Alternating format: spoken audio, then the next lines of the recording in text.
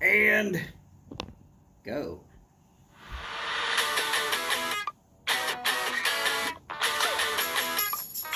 By the way, howdy, y'all.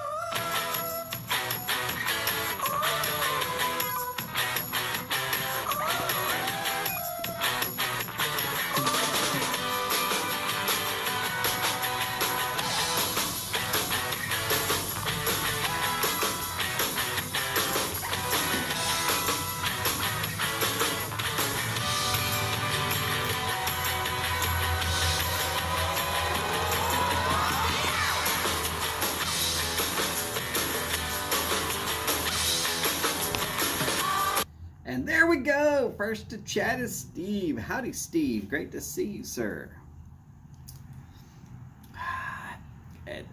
I know that the first one is Osillo.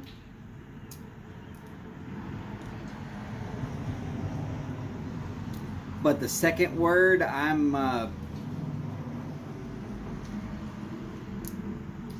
afraid I'm going to mangle that one, Steve.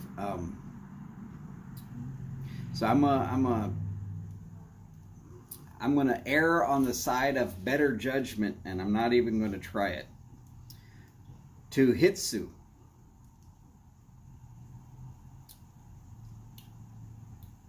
Needless to say, it is great to see you, sir. Great to see you.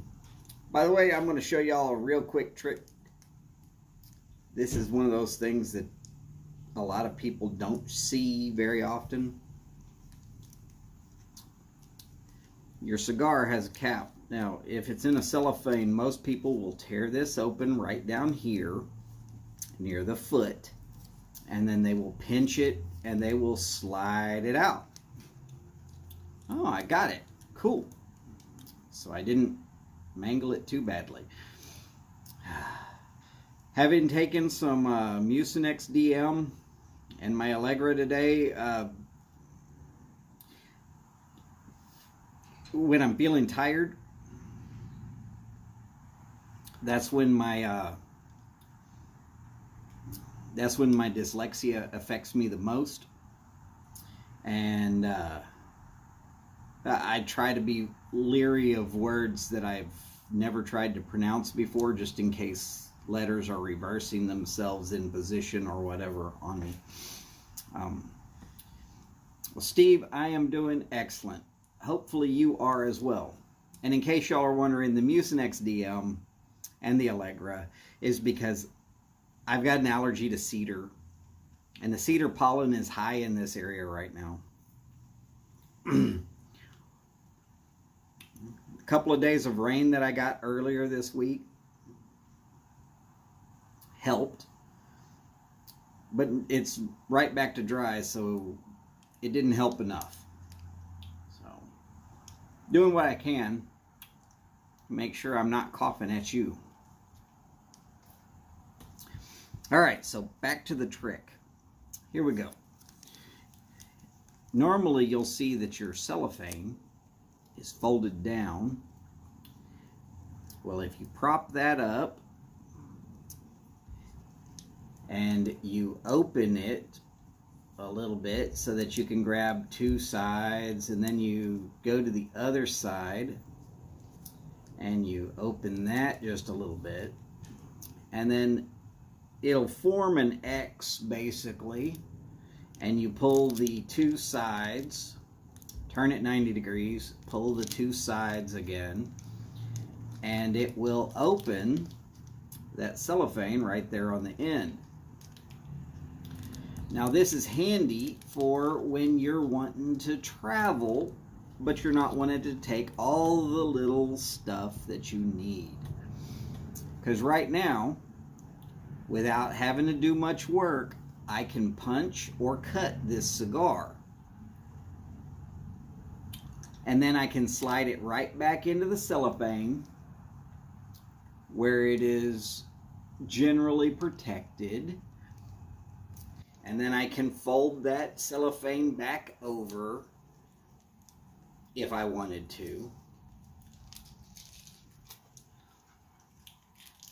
And I can use that cellophane to protect the cigar. Now, when is this actually helpful?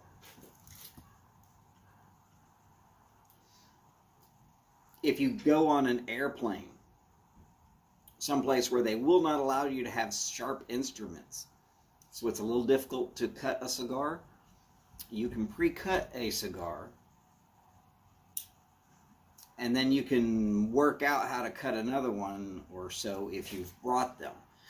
Or you can pre-cut a whole supply of them and then not have to worry about having to cut them later. Of course, I'm using a Zycar punch today.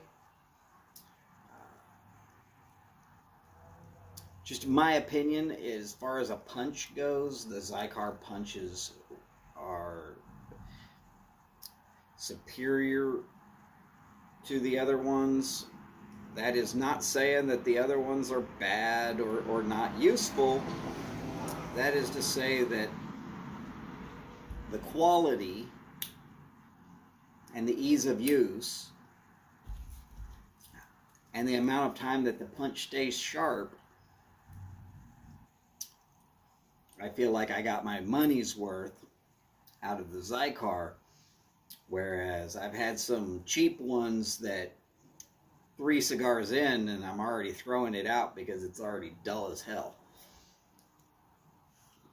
Needless to say, I'm not trying to spend your money for you, but on cutting a cigar, do a little research, be prepared to spend a little extra money. Don't go cheap. You can use a moderately priced cigar cutter for years.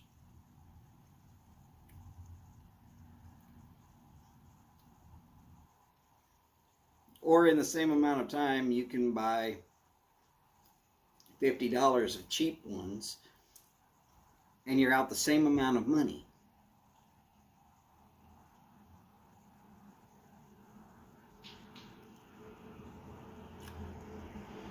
Steve, yes sir. A toothpick will work. If you happen to have cigar tools and you have a way to sharpen this to a little bit of a more effective point, this will work quite well. There's several ways to do it. I'm just basically filling up some time here where I'm discussing one small portion of how to get the maximum results out of your money. Remember, cigars are not cheap. There are cheap cigars, don't get me wrong. But let's look at the facts.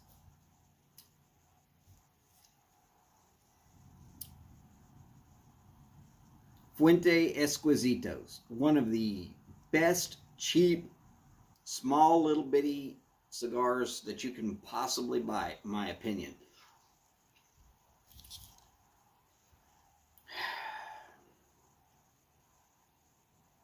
They're still going to run you $2 to $3.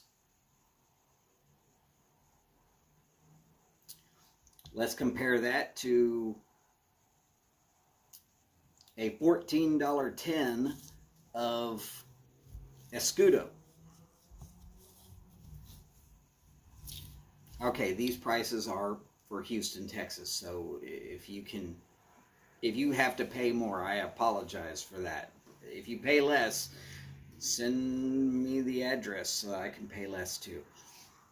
But you can get about 14 bowls out of a brand new tin of Escudo. If you're paying $14 for a tin of Escudo and you can get 14 bowls, that brings it down to $1 a bowl. And instead of a little 35-40 minute smoke tops, we're talking about an hour, maybe an hour and a half smoke.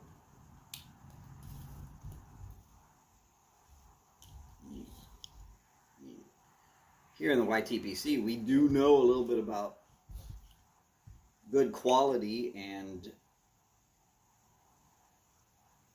I'll tell you, cigars are not cheap.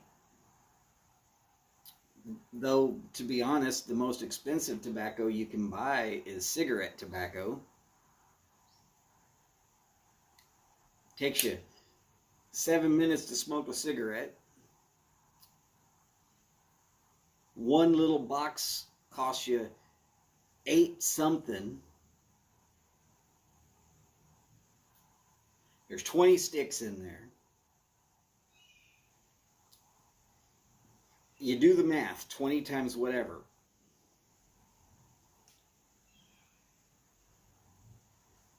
And then you weigh how much that pack of tobacco costs compared to one cigar or one tin.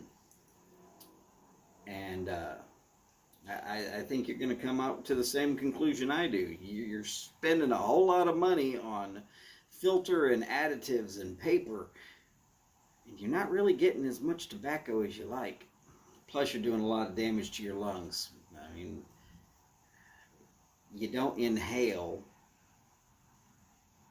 cigars and pipes. You do inhale a cigarette. I'm not trying to tell anybody how to live their life.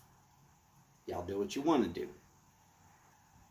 But be honest with yourselves about it. That's all I ask. Jeff, howdy sir. Sweet Muffins Mafia. By the way, Jeff, if you have the hankering to go live today, you have nothing more to do than to tell me when you feel like doing it, and I will hand off to you. That's the way tailgates roll.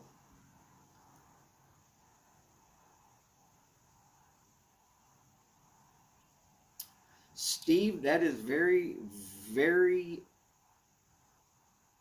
well, it's good.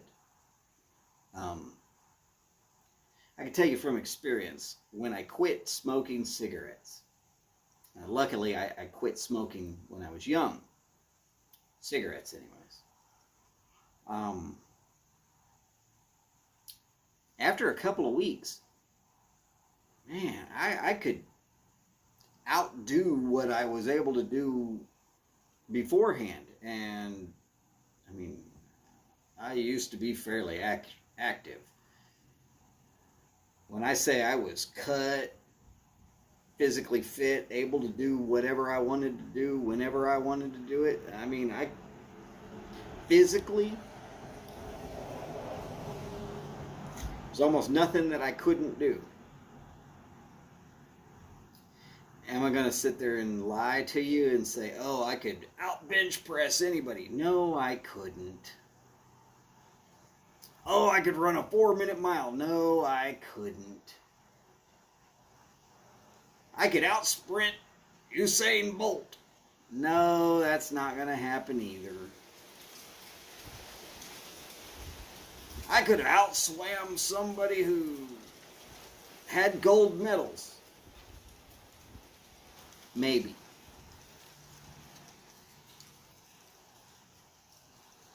I never had the opportunity to, though, so I'm not going to actually say that, yeah, I could. But,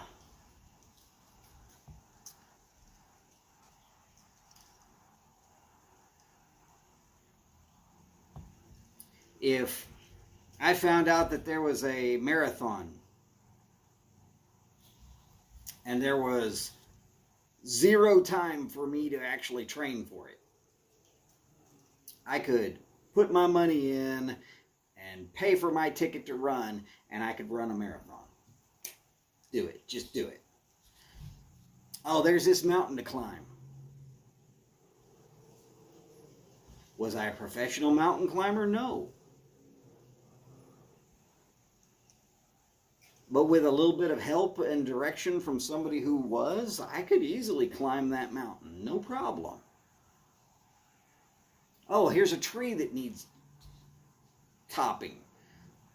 I'd shimmy up a tree, carry in the tools, and do the work and be done with it. No problem. I mean, physically, I could do whatever I wanted to do. Was I the best at it? No.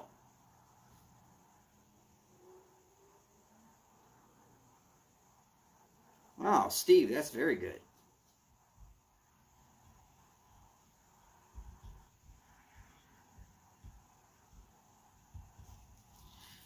Jeff, that sounds like a plan. That sounds like a plan, brother. Mark. Oh my God. The man, the myth, the legend, the Mark. Brother, thank you. Thank you. Thank you, thank you, thank you, thank you. This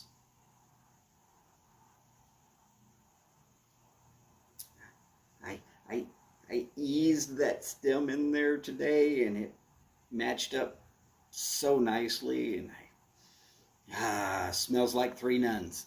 I might go to hell for that statement.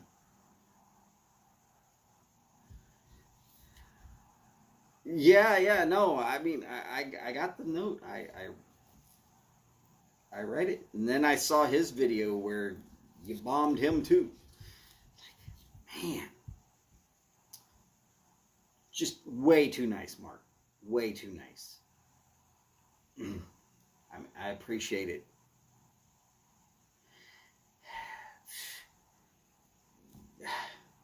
Yeah, I was kind of a little speechless the first time. Howdy, Paul. Great to see you, sir.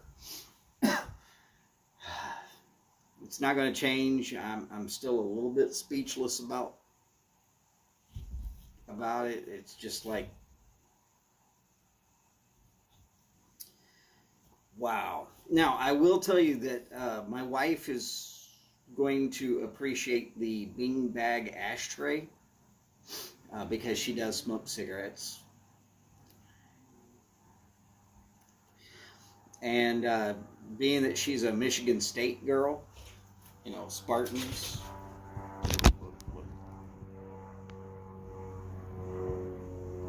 Yeah, I'm not lying. Yeah, they allow me to wear the shirt, mostly because I'm the only one that still fits in it.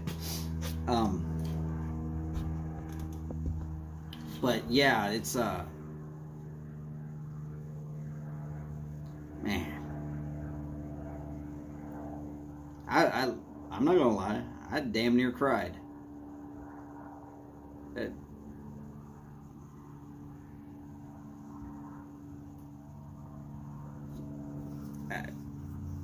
What am I supposed to tell you? I was not always a nice man, But at least I saw the in my ways and decided to change that crap.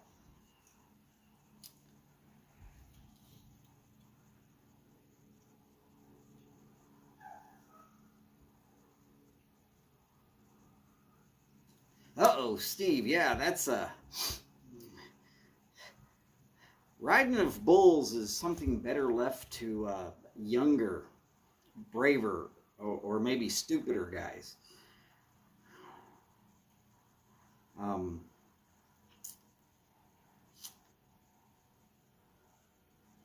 And some bulls, definitely, you got to be stupid to think, yeah, I'm going to ride that.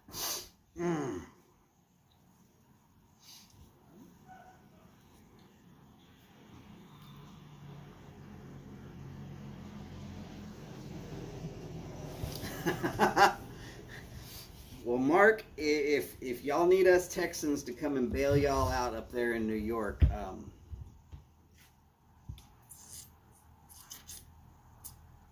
hopefully that doesn't ever happen, but count me in. Like I said, hopefully that doesn't ever happen. I got a feeling that that would be a really bad situation. Mostly because we'd have to go through Pennsylvania to get there.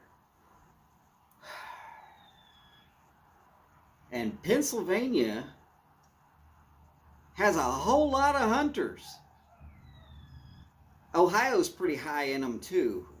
We can probably get around going through Ohio, but you're still going to end up going through Pennsylvania somewhere, some way, some shape, some form. To get to New York, you're going to have to go through either Ohio or Pennsylvania. It's one of them or the other. And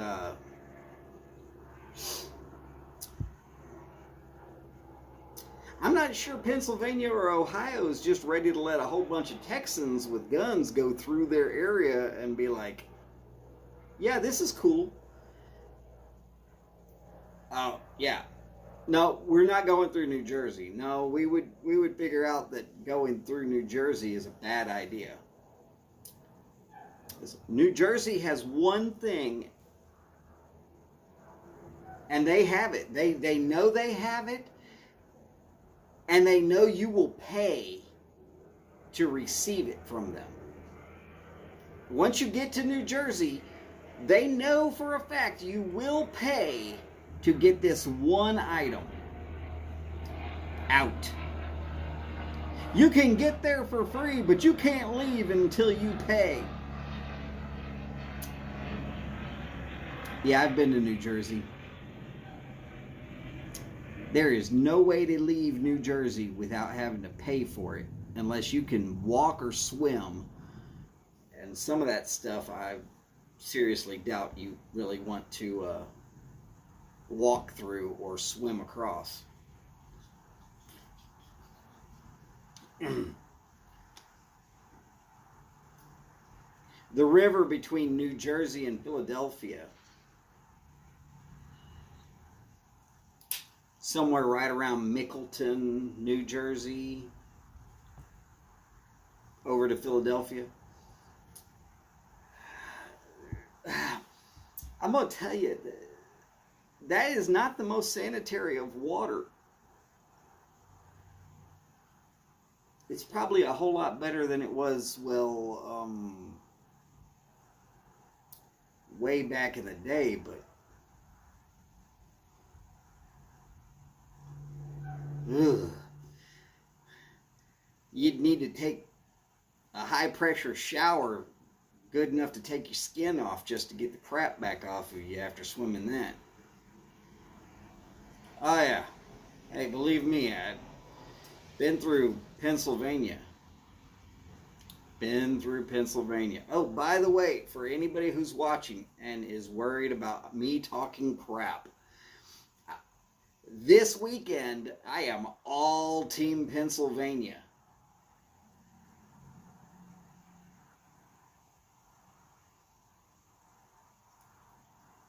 I want the two teams in Pennsylvania to win. Howdy, Sharon. Great to see you, ma'am. I am really hoping that the Steelers can beat the Patriots.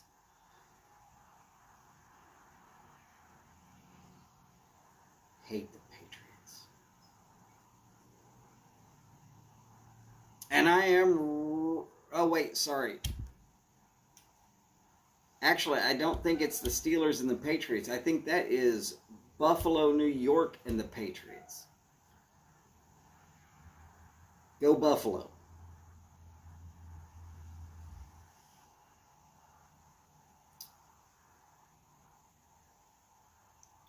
Steelers in Kansas City. That's right. Steelers in Kansas City. Come on, Steelers. Throw me a solid. I don't want to see the Raiders go into Kansas City to somehow get to the Super Bowl. Okay. Chances of my team going to the Super Bowl are pretty freaking slim. But they got to beat Cincinnati first. Sorry for Ohio. We can be friends at about 7:45 on Saturday.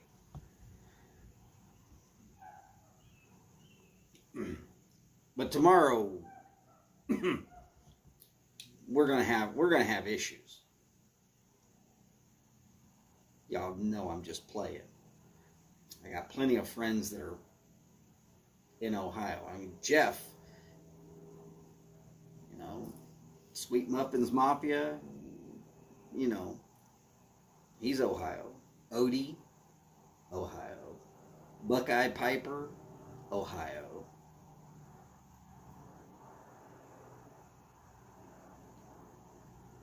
Plenty of y'all guys out there. No hard feelings. I'm cheering against you because it's my team, but other than that. Oh, no. My team's playing. The Raiders are playing.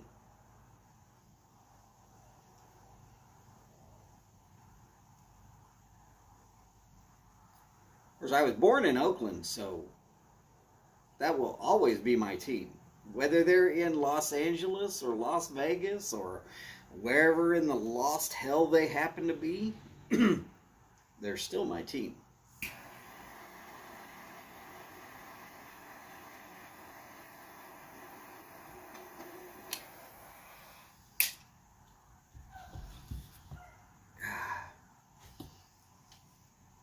And I'm not one of those wish-washy fans. When I start cheering for a team as a team, I stick it out. Thick, thin, doesn't matter.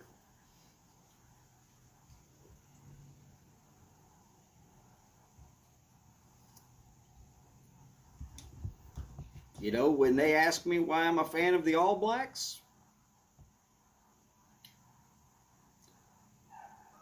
because that's my team. Have you ever seen a game live? No, I have not.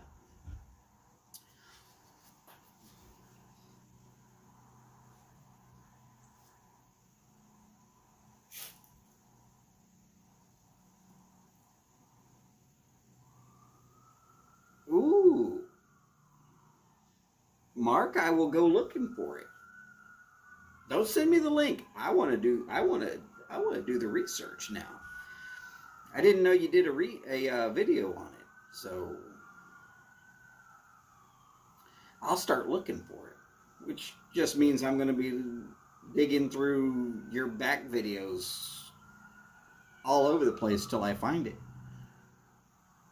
I love it, though. It's beautiful.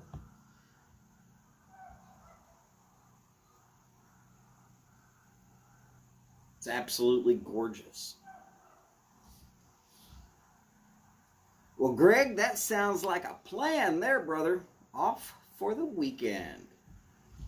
Me, I've just been off for a long time. Howdy, Greg. Great to see you, sir.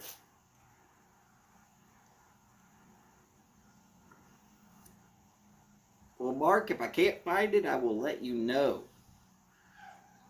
Let me at least try to find it.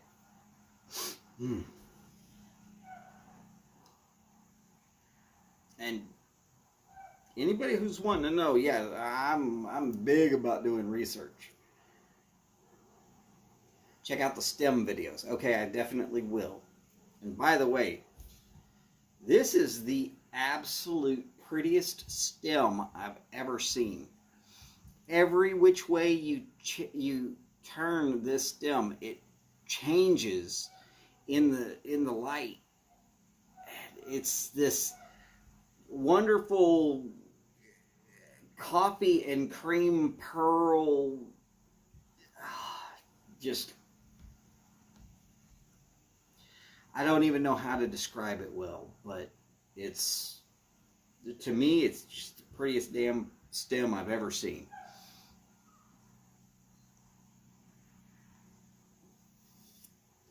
Well, Greg, there's plenty wrong with me. Just ask my wife, she'll tell you.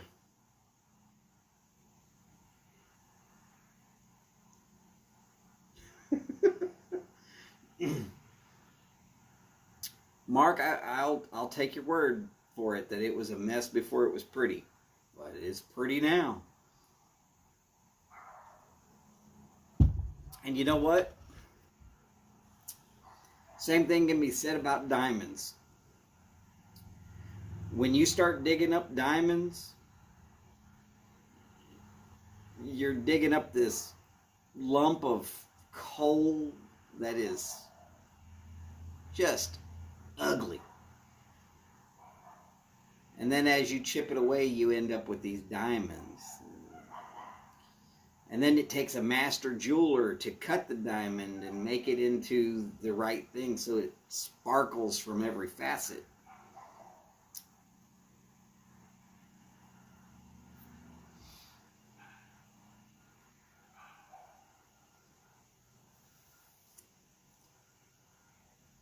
Steve, I think you hit the send button before your thought was through there. You found someone that.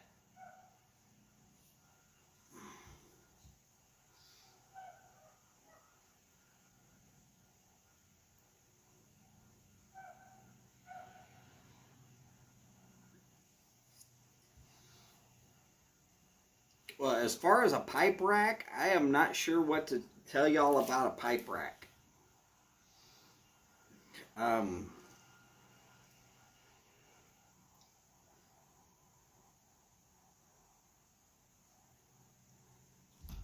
Quite honestly, I took a piece of felt and some spray tack and a large cigar box, and I put the felt down into the cigar box around all the sides and all that, and it's not pretty, but it's effective. But that's where I put my pipes with the stems up along the cigar box. It's effective. It's not pretty. I don't want to show that one. People might get offended.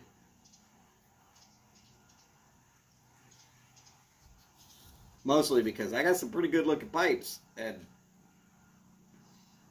am I really caring for all my pipes that horribly? Well, yeah, probably I am.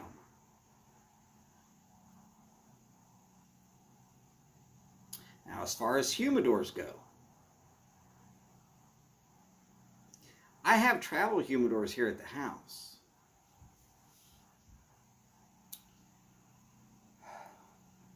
If I ever get a really big supply of cigars, I put them in a glass jar with a Boveda pack. Because it's the cheapest, most effective way that I know of to store cigars without spending tons of money on a humidor. Now, there's some really nice humidors out there, and I know a lot of people that got them. And some people have laughed at me for using a glass jar that way. But at the end of the day, my glass jar with a damn good lid holds the humidity way better than their humidors that are hundreds of dollars.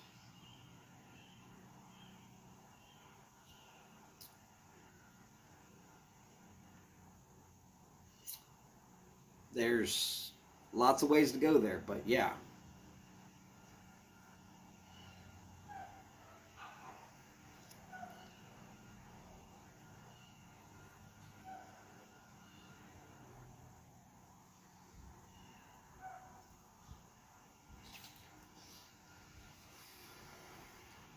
Oh, and one other thing.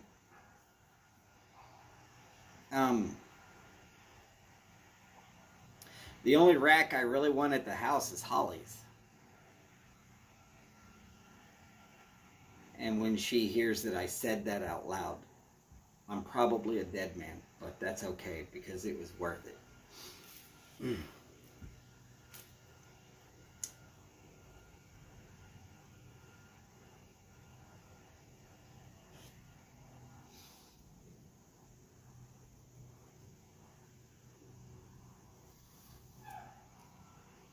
Steve, yeah, there's little glitches and problems with just about everything.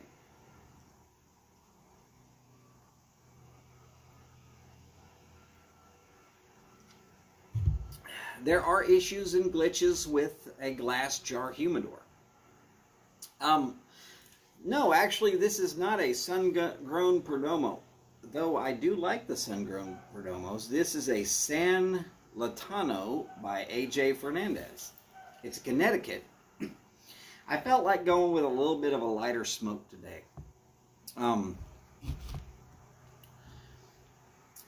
Now, first couple of puffs were difficult for me to detect any flavors because earlier today, in this pipe right here, with some tobacco that was gifted to me by Nathan, I smoked 3 Nuns. And 3 Nuns is a very flavorful pipe blend. I really like it. I had never had it before Nathan sent me some. And it's wonderful.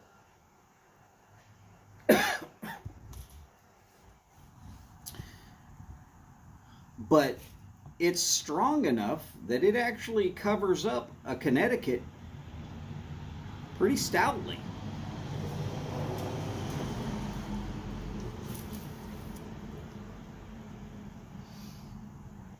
Which, in case anybody's not familiar really with cigars,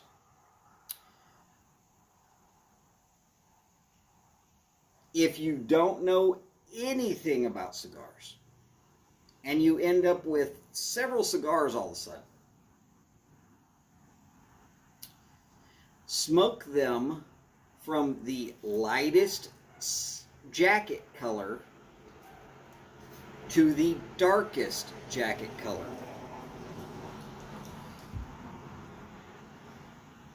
That is just a general rule. Sometimes you will actually be fooled. And I apologize about that, but that is a generalized rule. It's just a quick, easy way to remember if you're going to smoke more than one cigar in a day, lightest to darkest. Otherwise, you're going to miss out the flavors on that lighter skinned one. The darker ones are going to coat your mouth, and you're not going to be able to taste the lighter ones, and you're going to think, man, this is a turd. You might be missing out on a really, really nice stick. Proof of that. Southern Draw. They make my absolute favorite Connecticut of all time, which is the Rose of Sharon. Way too much flavor in that stick for it to be a Connecticut. Problem.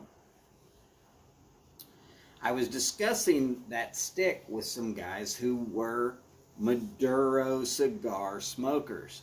And they had tried that stick after they had already been smoking other sticks. And they all unanimously came back with, that stick has no flavor. It's a turd. You'll never get me to buy one. Well, one of their buddies who was there, he was like, hey, first stick of the day, I want something light compared to what I normally smoke. What can you suggest? And I got him to try the Rose of Sharon. And he was like, damn, this is really good. And he's back there telling his buddies that had just told me that that stick has no flavor, that, man, this has got a lot of flavor. It's a really good cigar. And they were looking at him like he had lost his damn mind.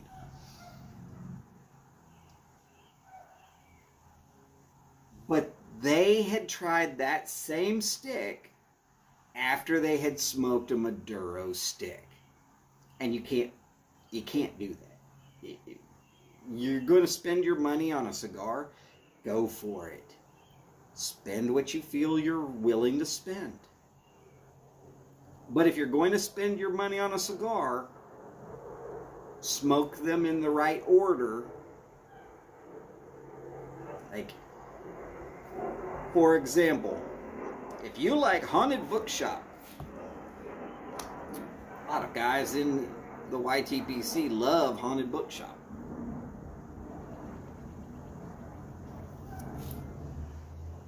Don't go get a Connecticut and smoke it right after you've had a bowl of Haunted Bookshop. You will not taste anything.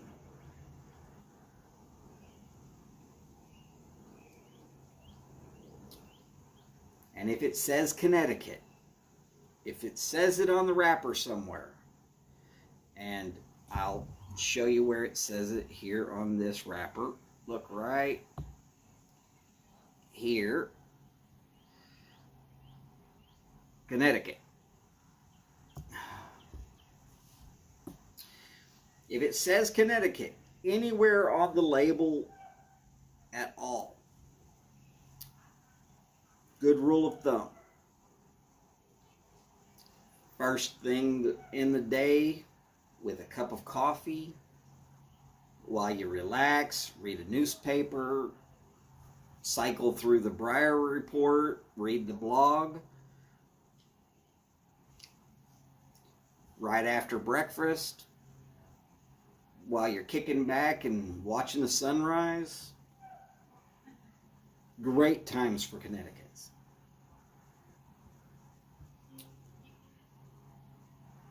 But after you've had a big healthy steak dinner, you've been up all day, you've smoked a few bowls of this, that, and the other, or you've had another cigar or three, terrible time for Connecticut.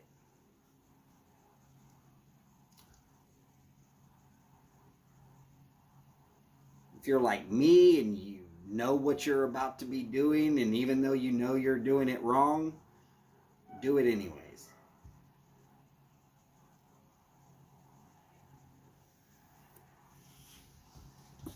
Steve, yeah, that's a rule of thumb, and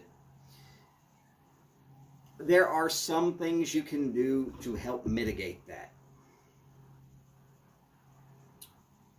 One is to brush your teeth and scrub your tongue and then use mouthwash and completely sterilize your palate all the way back out to 0. Well, if you're on the go and you're doing stuff, it sometimes gets a little bit harder than that.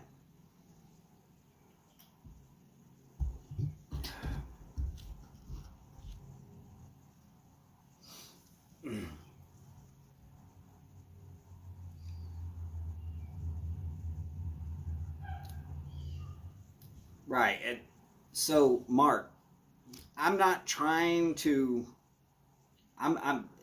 there is 0 reason that I will ever try to steer somebody wrong with cigars. I worked in a shop.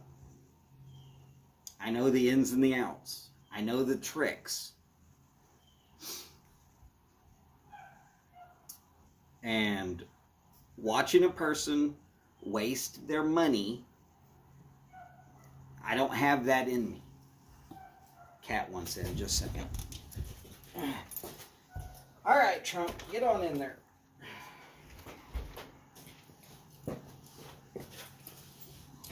And when I say I don't have that in me, I mean I don't have it in me. Can't do it.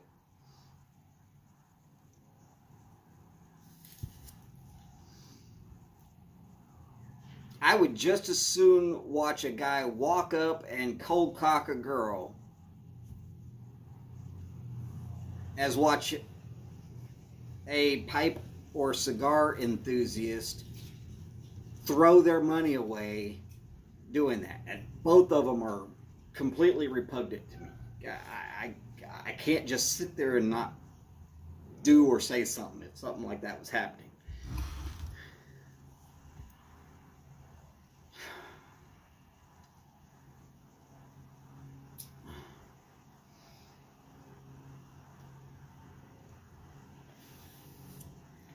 Oh, Bart, don't worry. It gets even funnier when you realize that he's actually named after a hairpiece. When he first showed up, his hair was really thin and about the certain color and would comb over in the exact same direction.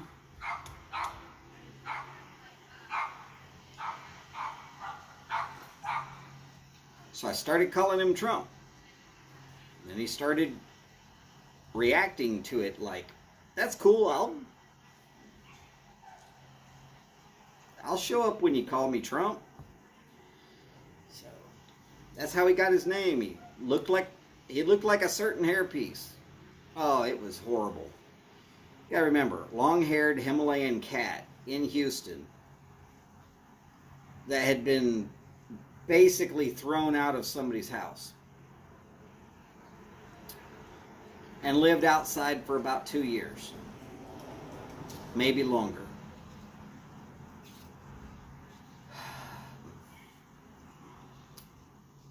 Really, there's no excuse to treat an animal that way, but his hair was horrible when he first showed up. Now, healthier living and everything else, he's dying from cancer. That's not cool. But we're doing everything we can to keep him alive until he gets to the point where he's no longer even going to try. Cats are weird that way. They'll actually tell you when it's time.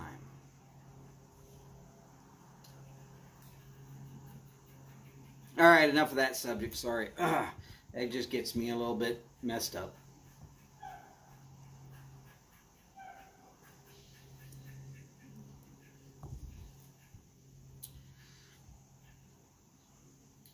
But yeah, I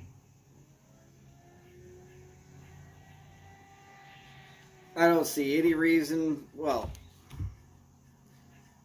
let me go back and rephrase this to a correct terminology. Short of a woman deciding that she wants to fight with a man on a man's terms, I don't see any reason for men to fight women that way.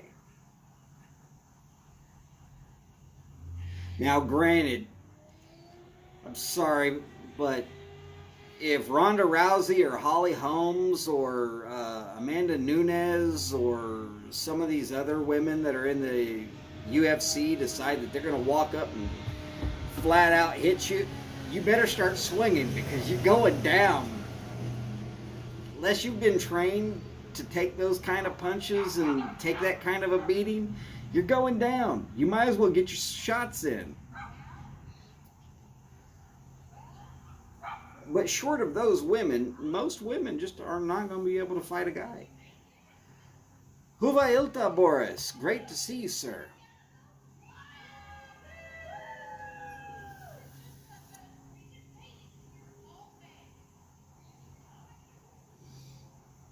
Steve, that is actually very true about the cat.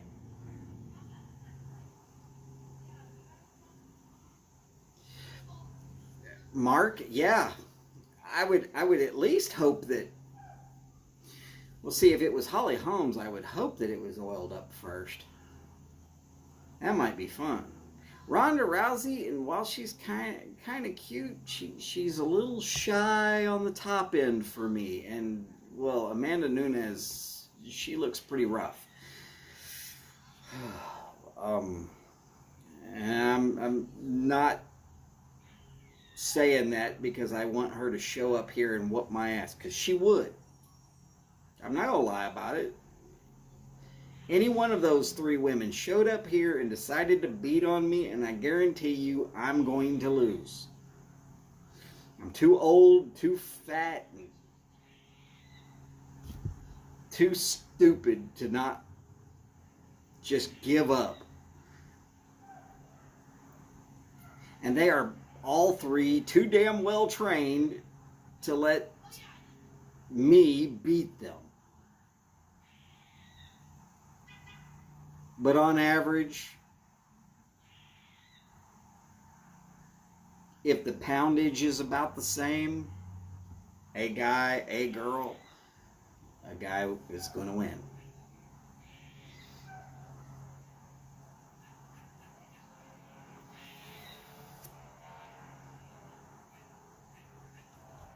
Boris, there's that.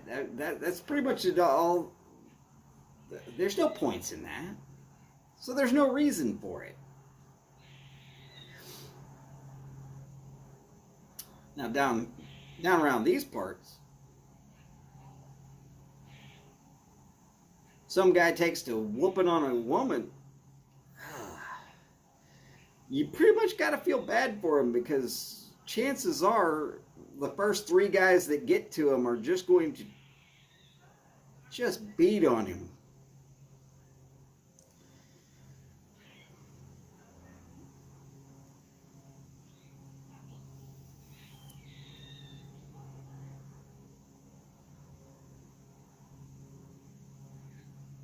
Oh yeah, Crisco, baby oil, Jello, mud.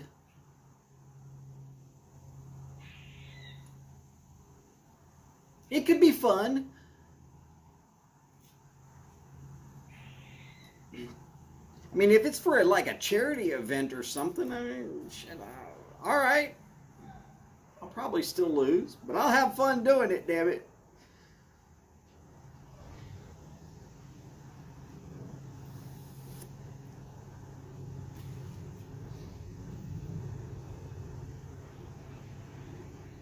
But yeah, that and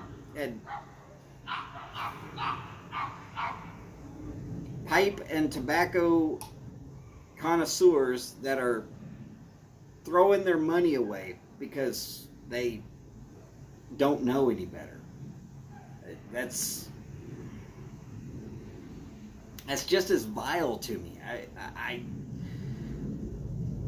I've stopped guys from doing it. And I've just, real quick, impart a little knowledge. I'm not trying to keep you from doing what you want to do, but you'll get more flavor from your cigars if you go from the lightest skin color to the darkest skin color. Now, again, that's just a generalization.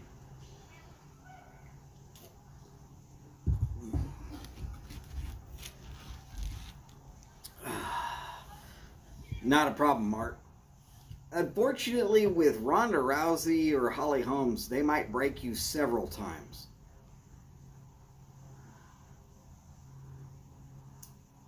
And with Amanda Nunes just recently getting choked out, I'm afraid she would break you not just a few times, but several more than just a few times.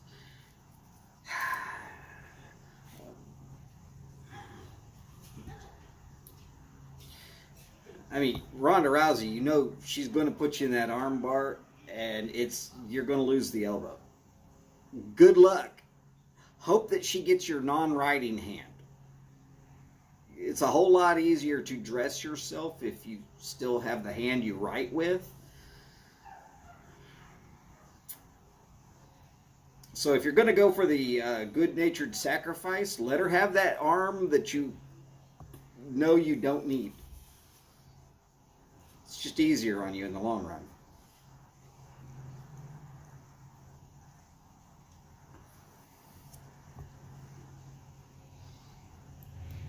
Steve, that's really, really all I can hope for in these little cigar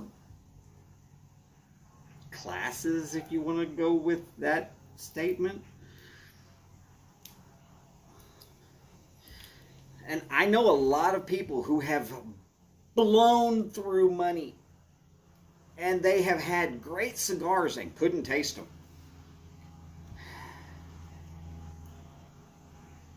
And they'll tell you that, oh, that cigar's crap, I had that. And then you find out what they had previous of that, and you're like, well, no wonder you think it's crap.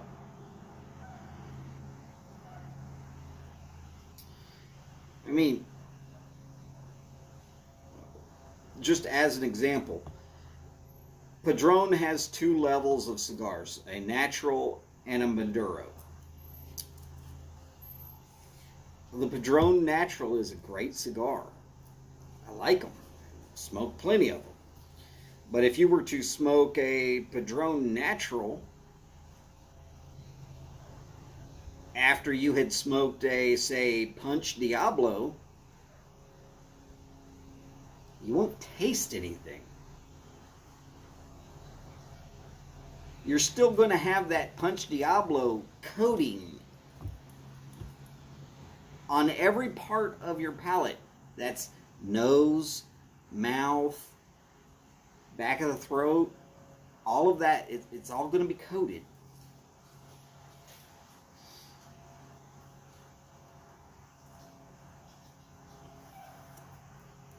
And you're not going to be doing any good for yourselves. You could be finding that you've passed on what your ideal cigar is because you've just gotten the cigars in the wrong order. I mean, that's the only person you're hurting by doing that is yourself. You're hurting yourself and your pocketbook.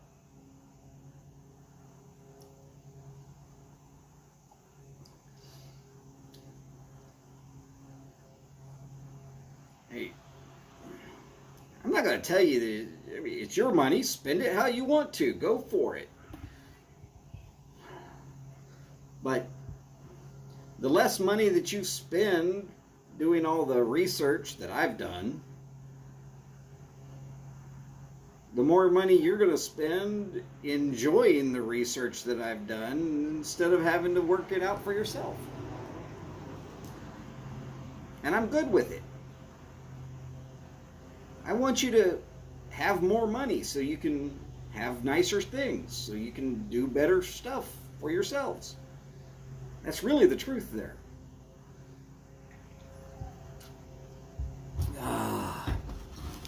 Boris, you're killing me. Partagas D4.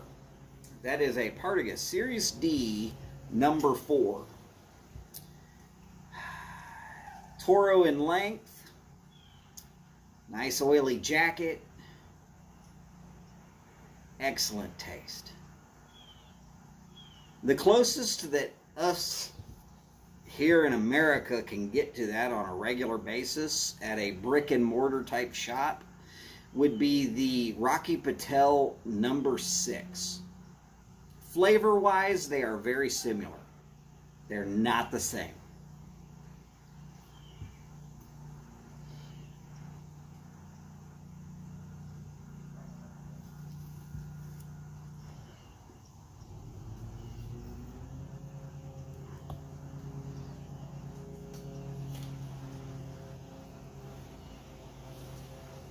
Mark, if you want to ask the question now, go for it.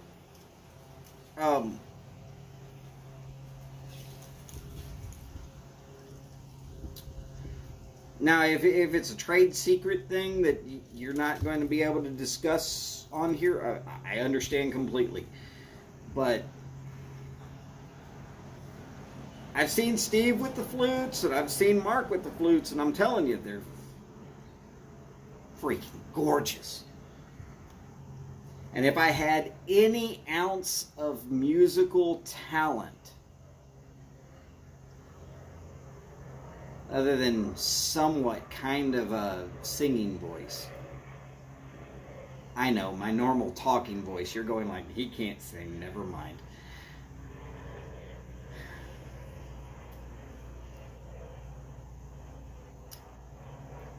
Comes from the Welsh side of the family.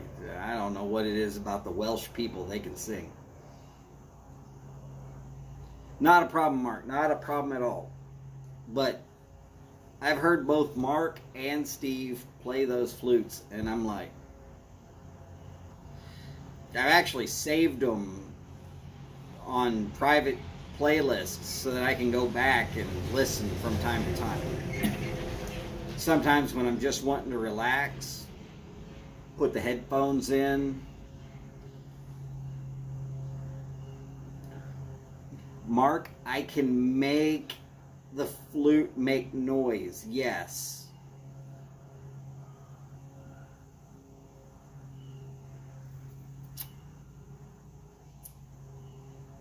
I can't make the flute make noise in anything closely resembling anything other than maybe like a 5-year-old would do, and I would hate to disrespect such an instrument.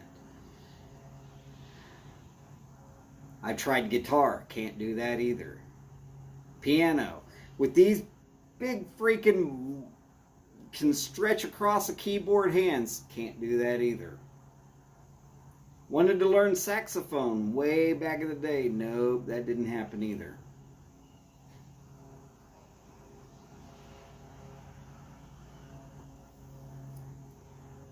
My ability to make musical instruments do much more than just make noise that's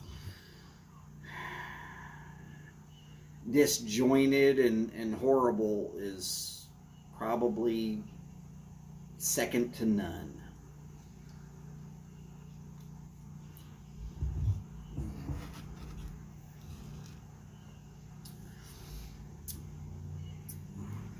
Mark, that is very true. I am certain that if I really, really decided to dedicate myself to learning to play musical instruments, that I could.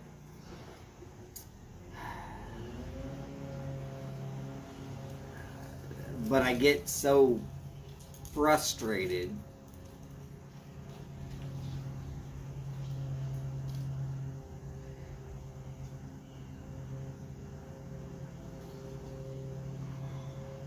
and then I lose the ability to continue.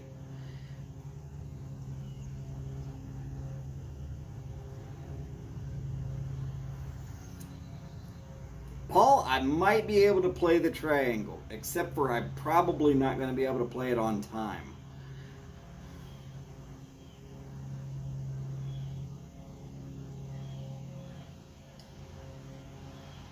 Steve, while the basics might be very simple, my ability to progress past the basics are what really frustrates me. I can't change notes without having to consciously have to rearrange the hands to make it work right.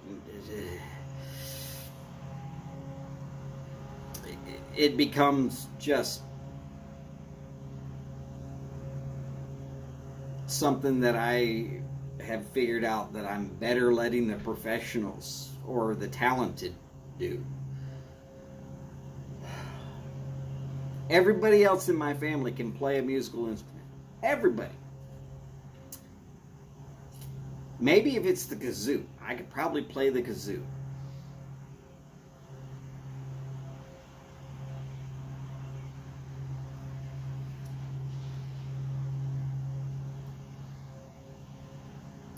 Boris, that is very true about the Cuban cigars. There is a flavor that flavor profile that's going to come out of Cuba that is unmatched anywhere else in the world. But as I've pointed out with tobacco, you can go get all the tobacco out of a field, and you can go across the road and get all the tobacco out of the next field. And they will taste different, even if they're the same plants. Now, maybe that difference is very slight. But if you consider that Cuba is a little bitty island, and then you consider that Nicaragua, let's go with Nicaragua. I know Nicaragua very well.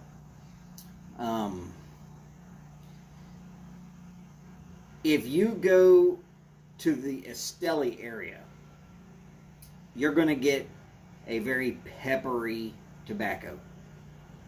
It's there. You're going to get that.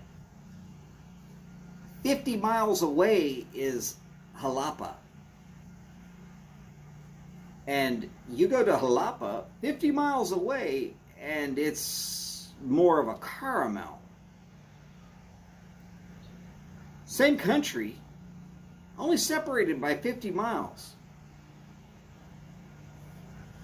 Completely different tastes. Exact same plants. Soil, rain, sun, shade,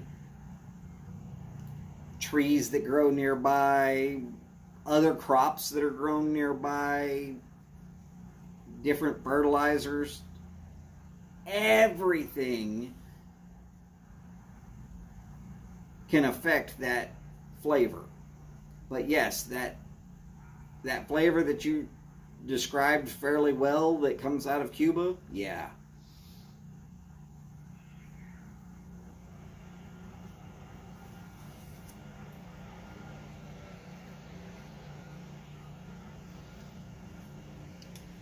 Mark, like I said, if I really sat down and decided to 100% say, all right, I am dedicated to learning a musical instrument, I am willing to bet that I could.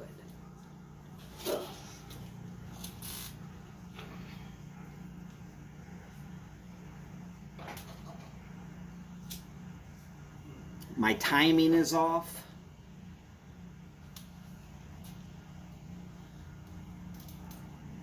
My natural ability is damn near nil. I could maybe get to be very good with tons of practice.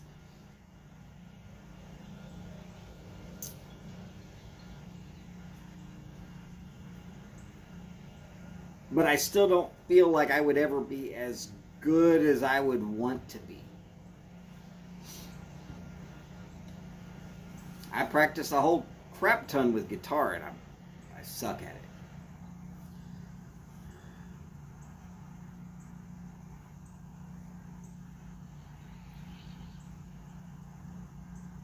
My brother-in-law is about like John, the Night Piper, can play just about any instrument. All he needs is a little bit of time, and he can pick it straight up and just play it. And maybe it's because I've got so many people who are very musically talented around me that my natural musical talent being as low as it is, other than vocals, it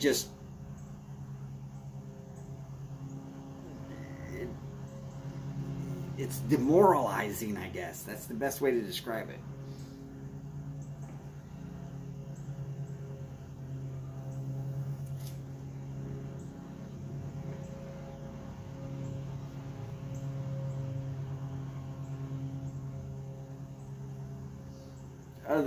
That very well might be true, Mark. I'm just I'm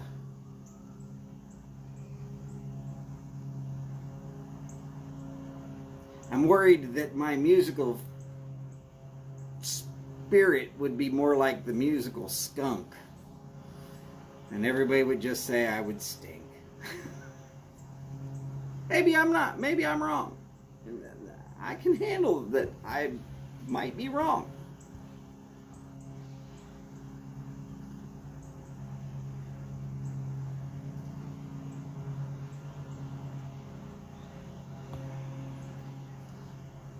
Maybe when this COVID stuff goes away and I get a little bit of money that I can spend on doing and learning such things,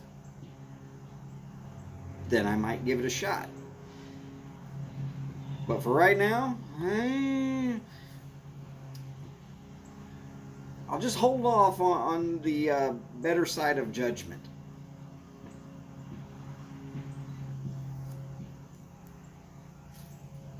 Though, yeah, the flutes that Mark and Steve make, I love listening to them. Like I said, sometimes when I'm just wanting some background something, I'll put some headphones in and pull up some of their videos where they've played, just to hear that noise, just to hear the noises that it's making, because it's very soothing and I really like it.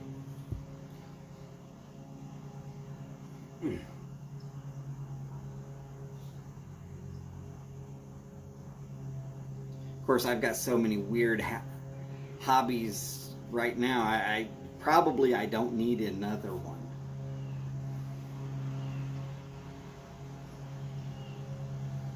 I mean, I should every day be trying to knit and crochet at the same exact time. Not that I could, just that I probably should. I got a ton of yarn I got to get rid of eventually.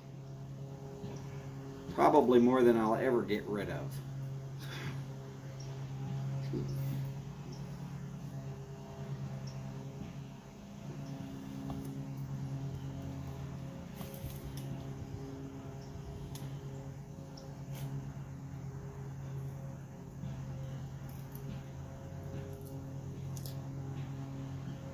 Crazy thing, my mother-in-law has actually said this.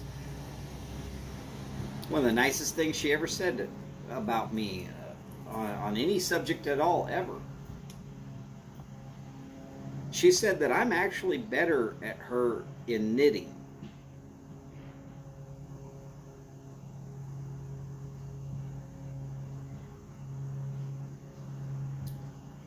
She taught me a few things.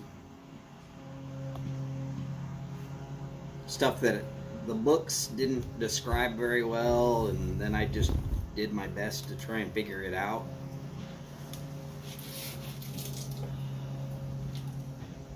But I never would have believed her years ago. Maybe now I am. I've never seen her knit, other than just a few little things.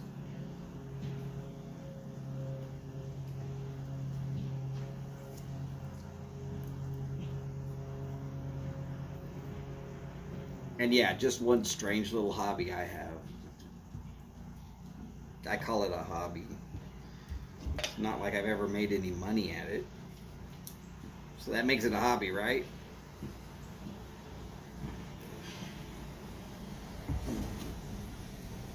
Hey, cigars I've actually made money at. So it was a job. But now it's just a hobby. A hobby I enjoy sharing with y'all.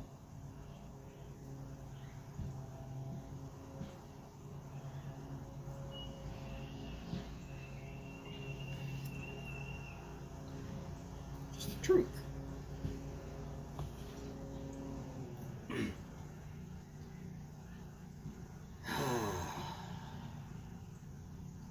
December, and the lawnmowers are still rolling.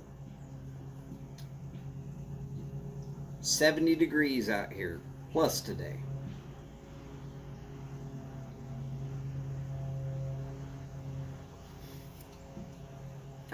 Stick for tonight. Only stick I'm having anyways is the San Latano from AJ Fernandez. The docket tonight, as far as who's going to be on, I had thought maybe possibly that Ohio Piper, who has recently redistributed his name to Sweet Muffins Mafia,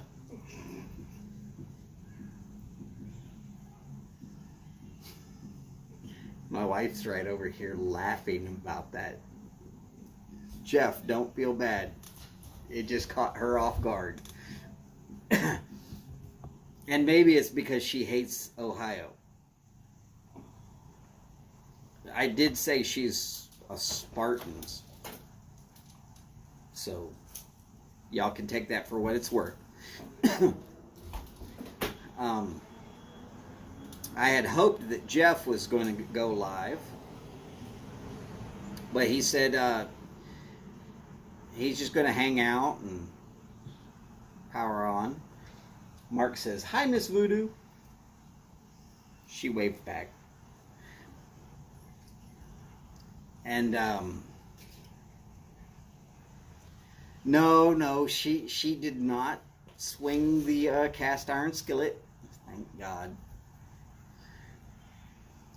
And besides, she's going to wait until I'm asleep to do such things.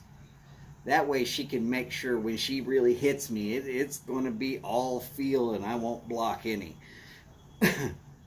Howdy, Matthew. Great to see you, sir.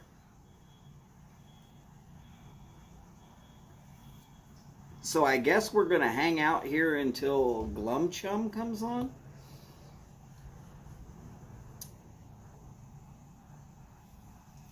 Which is good. Glum Chum, also known as Matt, secretly, or maybe I should say not so secretly, known as Doug's son.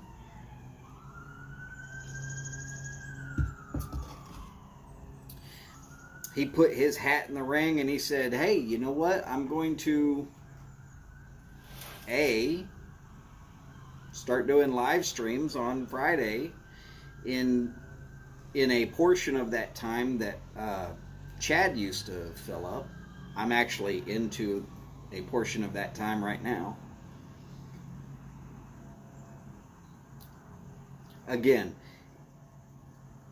it's Tailgate.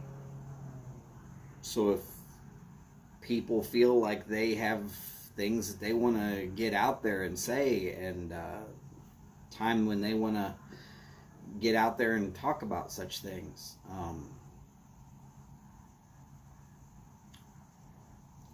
talk to me. I'm completely good with saying, "Hey, look, let's jump over to whoever's channel." I also thought that maybe Smoking Fireman might show up and want to do some live. He's got a pretty good channel too.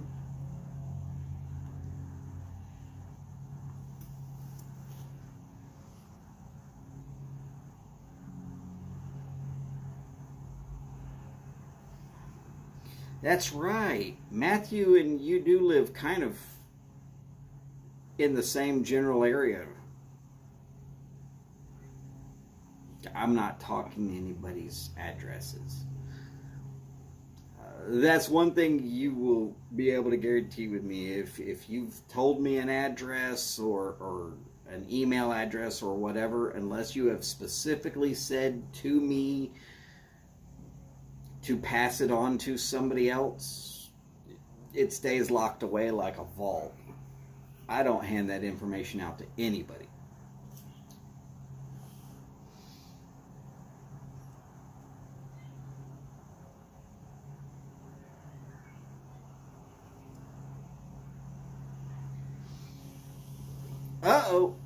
Howdy, Martin. Great to see you, sir. Let's see. After Matt would, of course, be...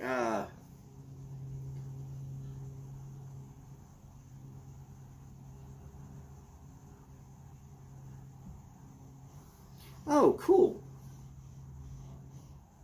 I've actually been to Buffalo. I've actually eaten buffalo wings where buffalo wings were started.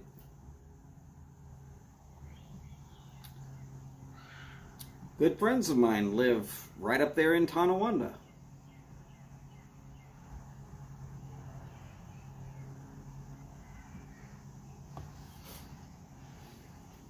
I just can't deal with all that snow.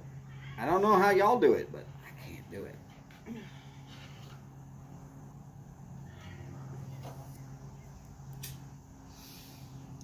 So after Matt, Glum Chum,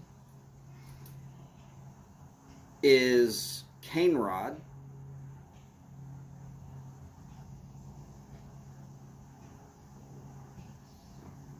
After Cane Rod, well, nearing the end of Cane Rod's show is, of course, Martin.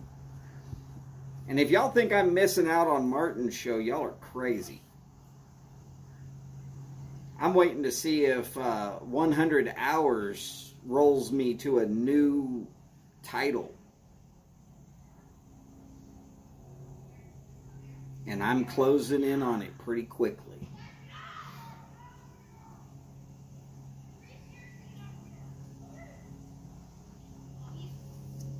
Steve, we've been missing you as much as you've been missing us.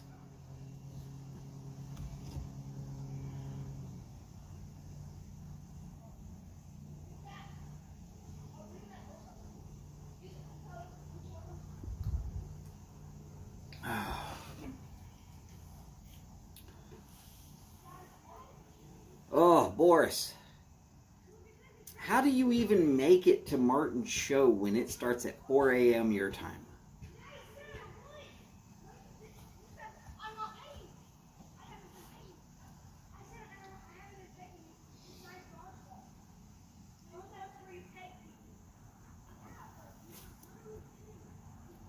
But we do realize that Kathy has been working a lot at the hospital. And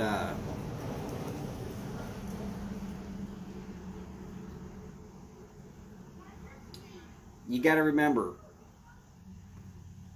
life does not necessarily revolve around the YouTube community.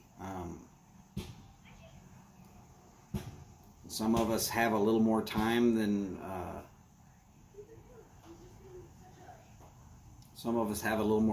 others.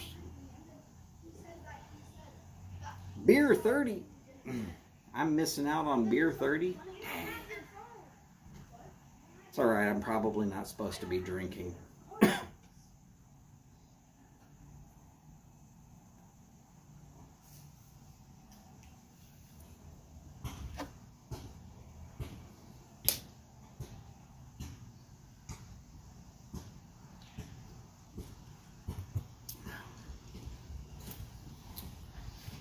But yeah, we definitely enjoy hanging out with Steve and Kathy.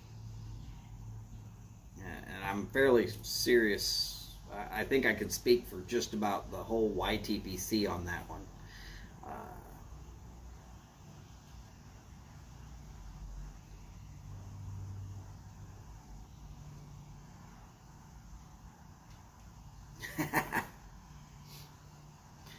That's always a good thing, Mark.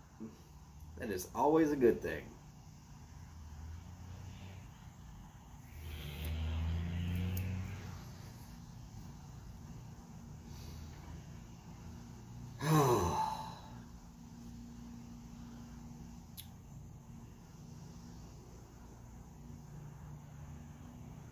Anybody got any crazy things they need to talk about?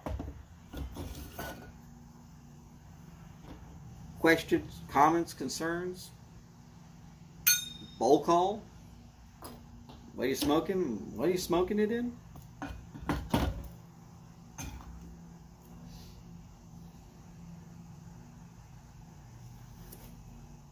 Again, I'm smoking a Connecticut cigar. It is a San Latano, Connecticut, made by A.J. Fernandez. I like almost everything A.J. Fernandez has put out, mostly because I do like a good peppery. Even the Connecticut has a nice peppery bite to it.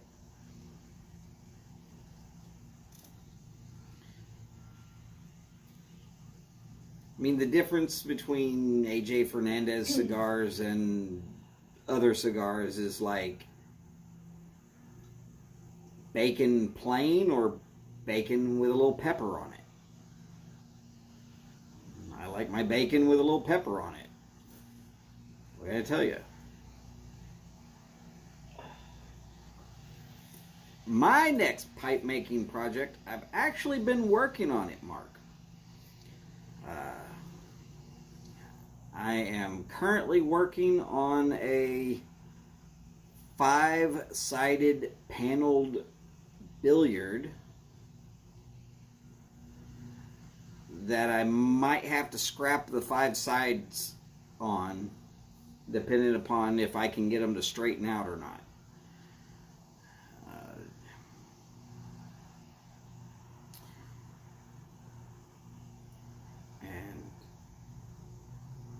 So far it looks pretty good to me, but nowhere really near what I should be to try and do 5-sided paneled anything.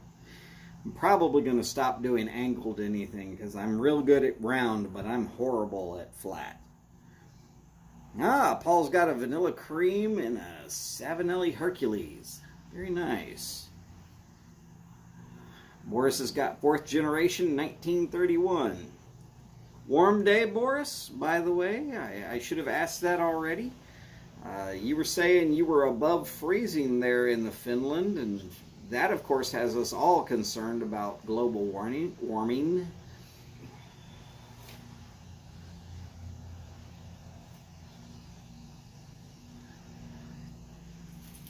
Oh, no, Steve, that's horrible.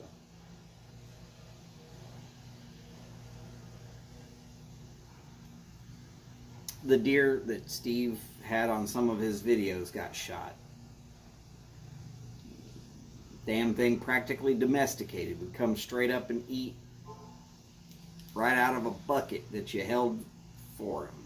That's, yeah, I can understand why that might be a little bit more than just a little bit pissed off.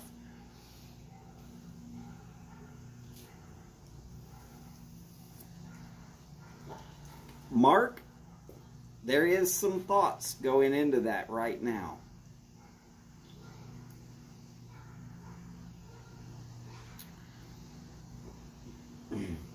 And Mark has a Calabash Junior with some HH Pure Virginia in it. Boris is up to 33 degrees Fahrenheit. Damn. Sweltering. That's Speedos and a wife beater for you, brother.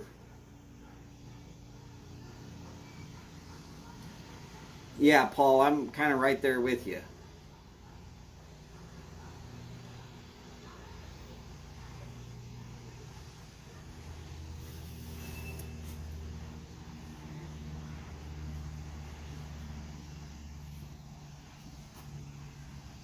And it's not like you couldn't tell that that deer was tagged. I mean, big bright orange tags in its ears.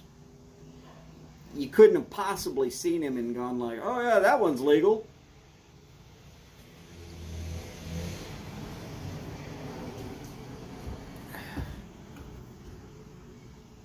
No, look down here.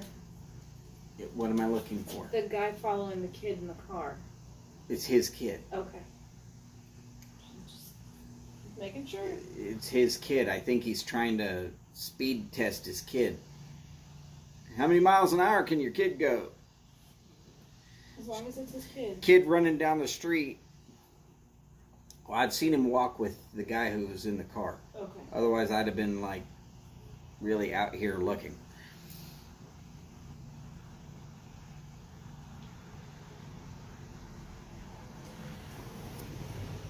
By the way, go Bills!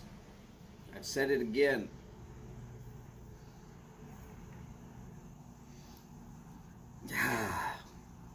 I want every team in Philadelphia to win.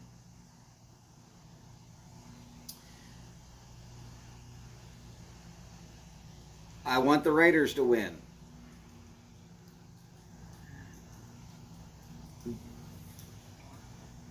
And I'd really like to see the Bills win. Past that, I don't really have any kind of care about the rest of the football in general. But that's 4 games that I really am hoping to be watching certain teams win out of 6.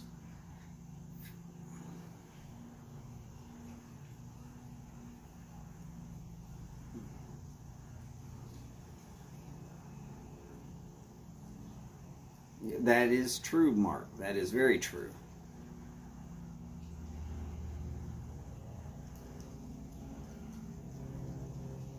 Well, Steve,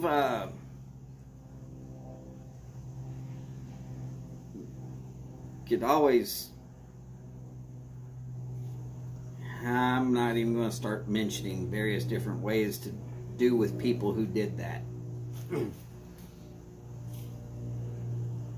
Just in case somebody actually does it, then nobody's looking for me because I might have offhandedly said several of the vile and cruel things that I could think of to do with people like that. You talking about the people that killed his deer? Yeah. Asshats.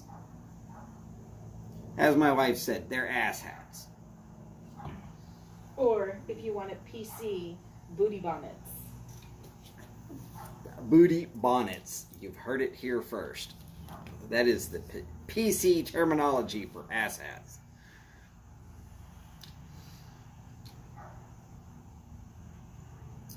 Crazy enough. No, I will tell you one of those fun little interesting stories about me from way, way back in the day. I had this English teacher that first day of the year he said, hey, we're going to have an extra credit project. It'll go all year long. Keep a journal. Write a page worth. And it'll be for some extra credit. Mark says he agrees, Mrs. Voodoo.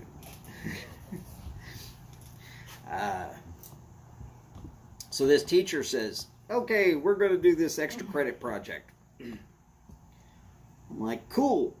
I don't want the extra credit. I wasn't doing it.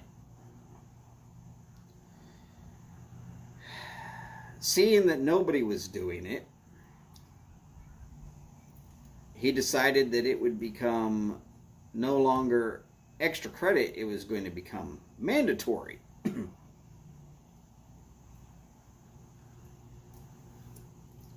Okay, that's fine.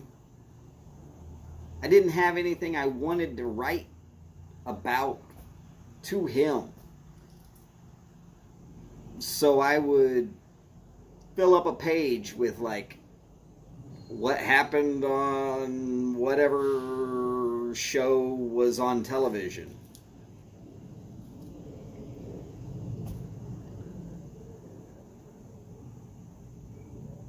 So my extra credit project that suddenly became mandatory was getting bad grades because that's not what he was wanting to have people write about. Okay, that's fine.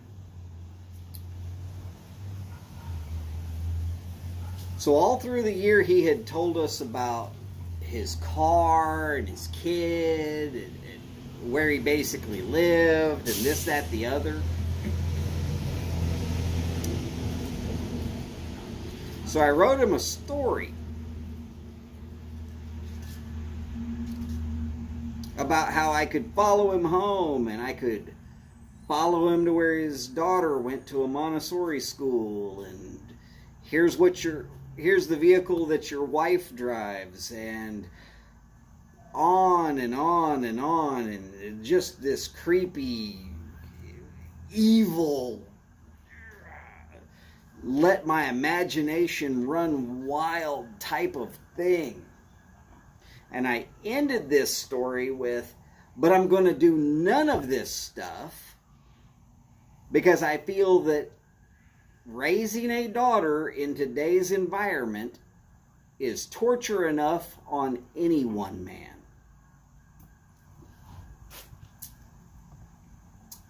Guess what went back to being a only if you want extra credit project. He definitely did not want any more stories like that from me. Including a girl that I dated in high school, having the same teacher a couple of years later, told me that he read that particular story in class and then told everybody, if you write me something like that, you will fail for the entire year. I will not put up with this kind of crap. My story so greatly affected him that he kept it around so he could read it on a regular basis. All I wanted was to go back to where I didn't have to write a page every damn night. Because if you're going to tell me something at the beginning of the year is extra credit, and it's only going to be extra credit, and you only do it if you want to, then don't change the rules on me later.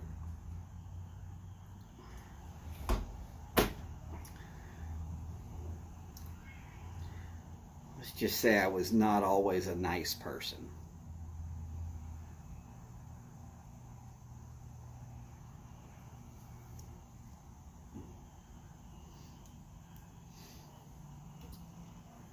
And I do agree with the last sentiment typed in by Mark.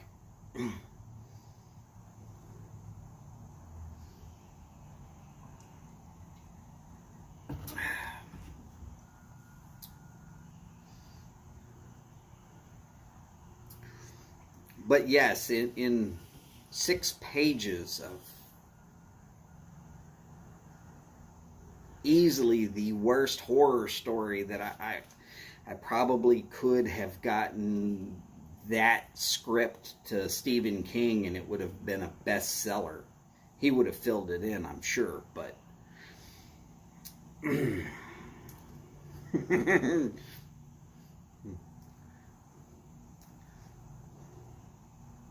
I think maybe I scared him.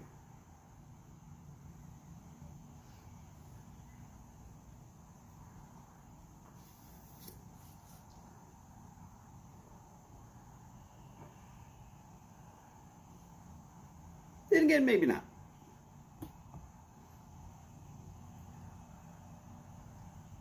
But all indications are that I scared him. End result, I got my way. Also end result, there was no way in hell he was going to fail me for the year because he knew I would be right back there the very next year and he'd be stuck with me again.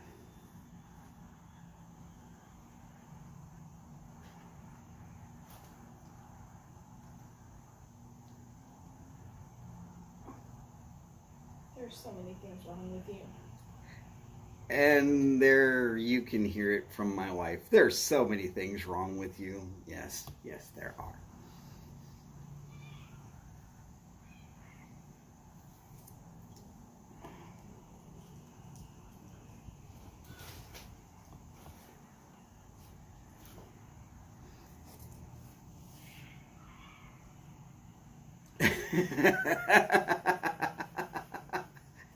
Good one, Mark. In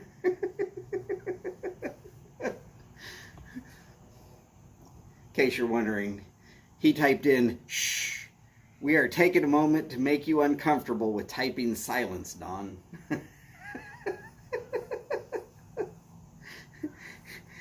And Matthew types in, yet she married you anyways? Haven't actually married him. Yeah, that's the fun part. Not actually married. Engaged for almost 17 years.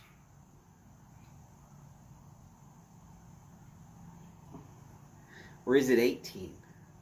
God. 2004.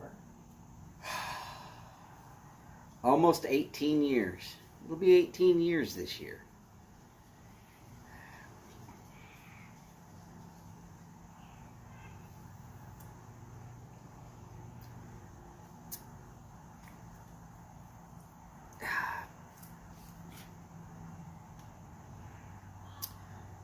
Sadists do nice things to masochists. Holly is obviously a masochist. Mark, it's not my decision. I've been married once before. Though the crazy thing is, just about every time we set a date, some sort of natural disaster happens. We got a little worried that the world will crack in half if we actually do set a date and make it happen.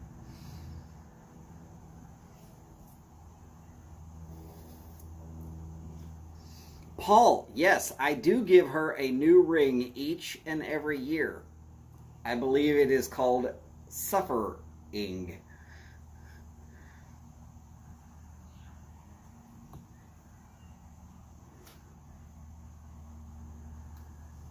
Last word in the word suffering is ring.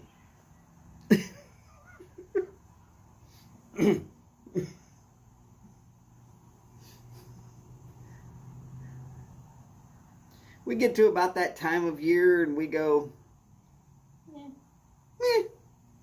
we're good.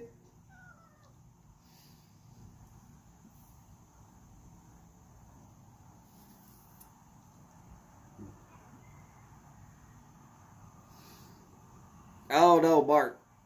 Everybody I've ever heard of that has ever been married in Vegas is already divorced.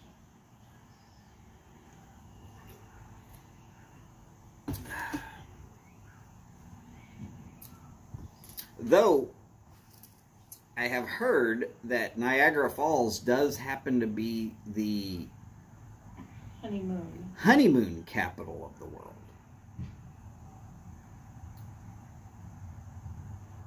Having been there, I'm not sure why. Other than the fact that the bars only close down for about an hour to clean up.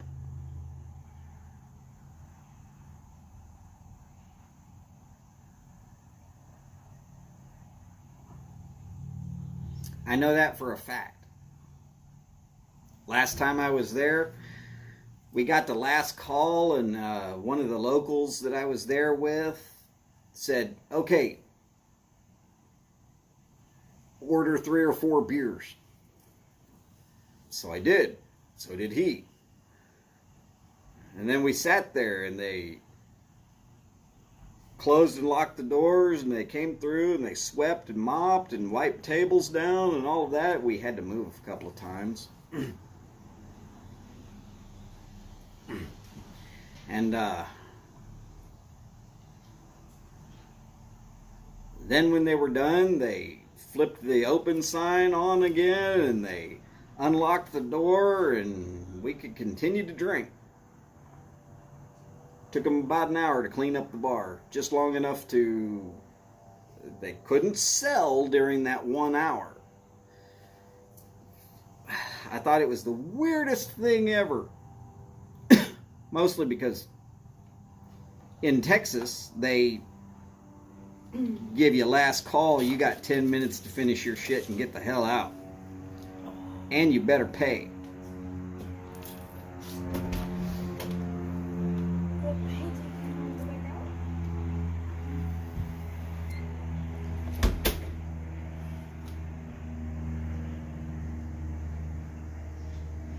Paul, now that's hilarious.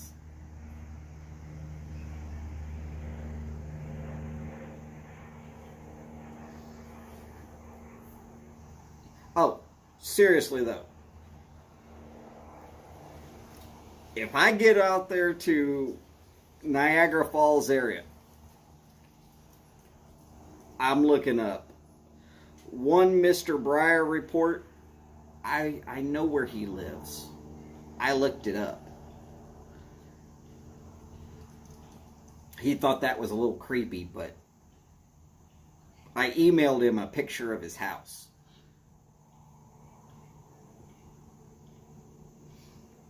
And of course, I would look up Mark and I would look up Matthew. And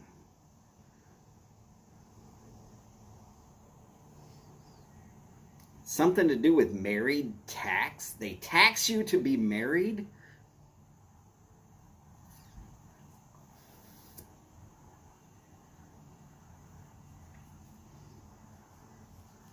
Death and taxes, huh?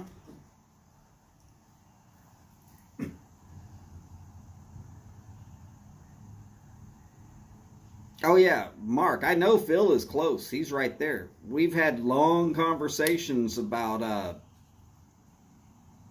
being there. And of course, like I said, I got some friends that live right there in Tonawanda. I'd be busy for a week doing nothing but visiting friends. Right there in New York. I got a lot of friends in New York.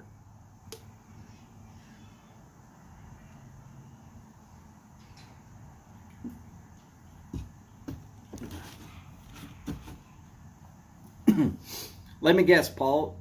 You get married so you can pay more taxes. Tends to be the way things like to be done.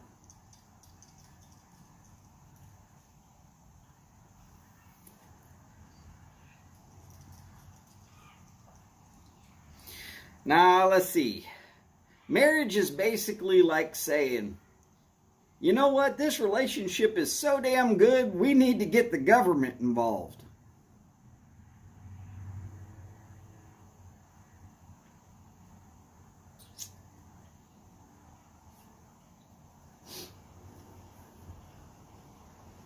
Oh, cool. I didn't know Blue Line's right up there, too.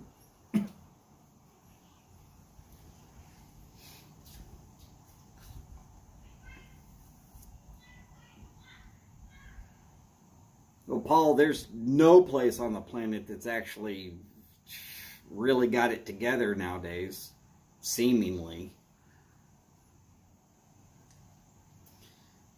Recently, via Twitter, I came across this thing where there's a group of people out there saying that people who are not vaccinated should be fined for not being vaccinated. On the same day I saw that, I saw a article in the New York Times, or maybe it was the New York Post, that said 50% of the people who are in the ER right now are fully vaccinated.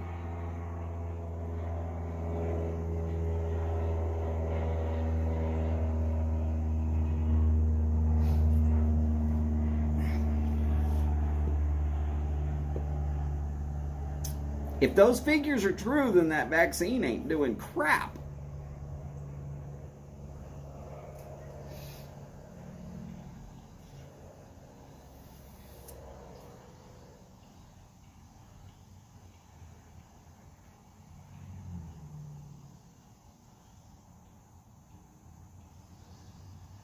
Yeah, so, Mark, no, I hear you.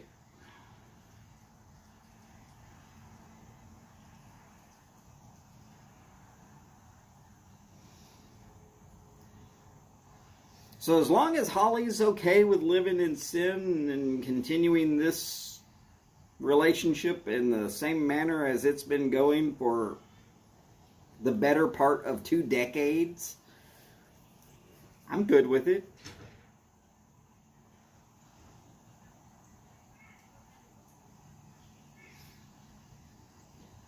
And like I said, I got married once before.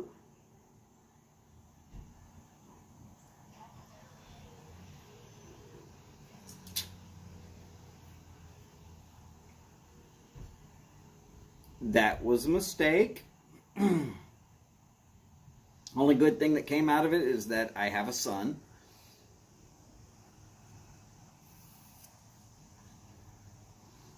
So now technically the only two good things that have come out of it is that I have a son and now a granddaughter. She's cute as a button. I'm telling you. My son is literally going to have security systems and shotguns and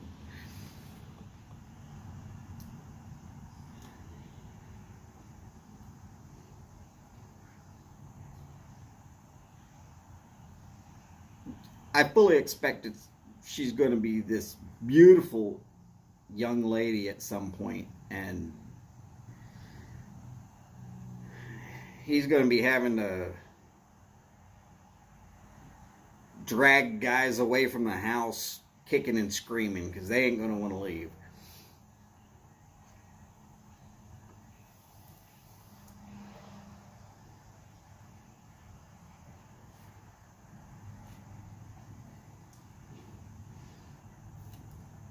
Mark, there's no bad words here, brother. I don't mind such things. If I minded bad words, I'd be throwing every ounce of money I have ever made into a swear jar.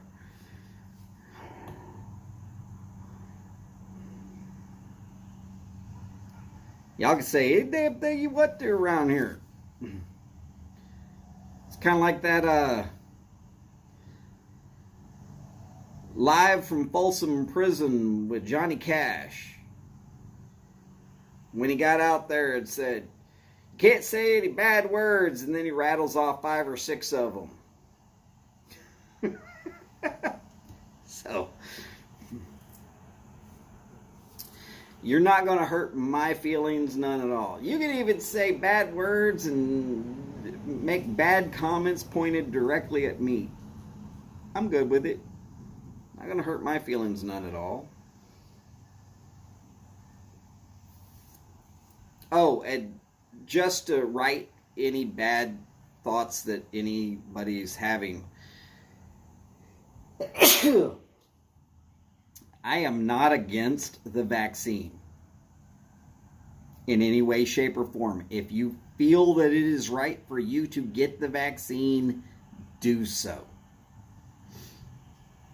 If you feel that it is wrong for you to get the vaccine, I feel that you should have that choice.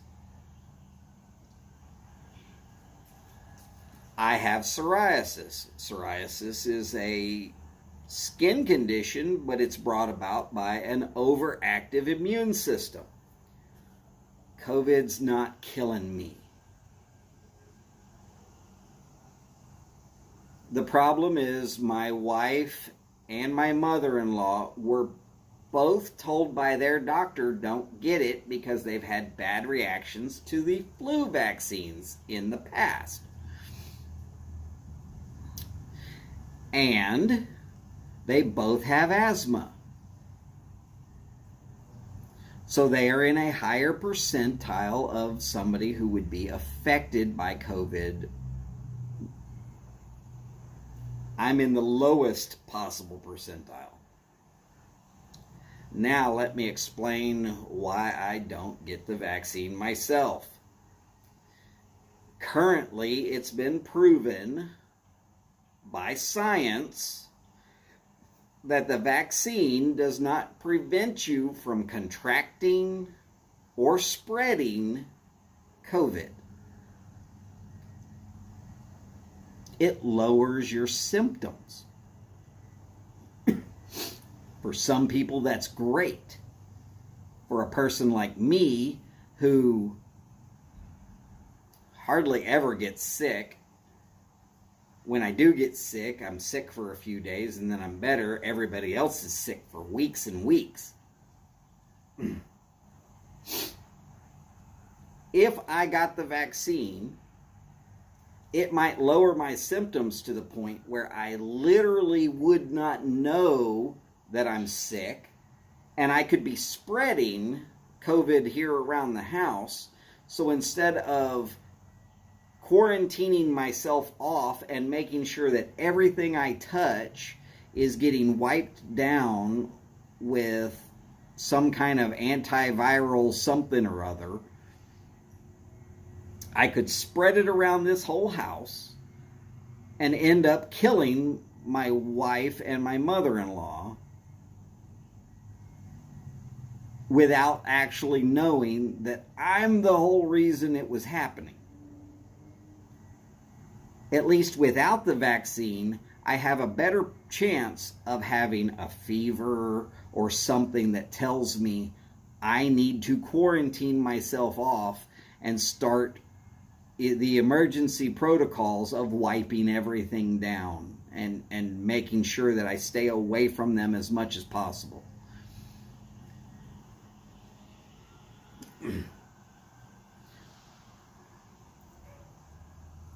I'm not trying to kill my wife and my mother-in-law. So I'm not getting the vaccine. So I'm not going to be sitting there like Typhoid Mary spreading something around that I don't even know I have. Again, for anybody who feels they should get the vaccine, go right for it. Not a problem.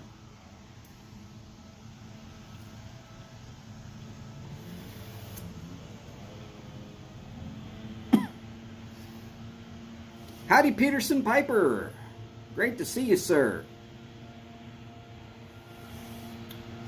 It's not so much about being clear with the cops. It's more about just straight up statements of fact. Matthew, you take care. Have a great dinner.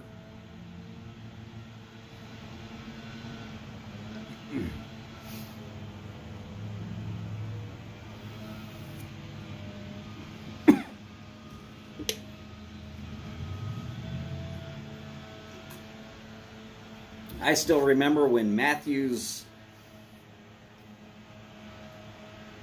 little green dot over here with a mandolin and a pipe was a white background. And then I put out a little video on how to put some color in and this, that, and the other. And Matthew then almost immediately went out and changed it to green because he likes the green, and I think it really makes his little dot here pop.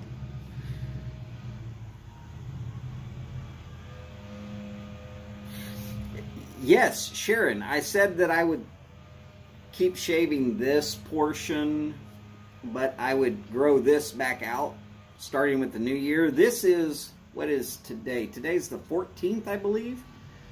Yes, today is the 14th. I have not shaved this in 14 days. That is all that is grown. Yes, it grows back at the speed of Brady running the 40. Slow.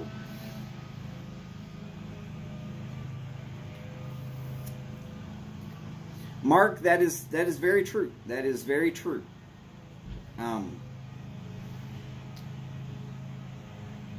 And as I said before, if 50% of the people who are in the ER, as was indicated by a newspaper in New York, are fully vaccinated,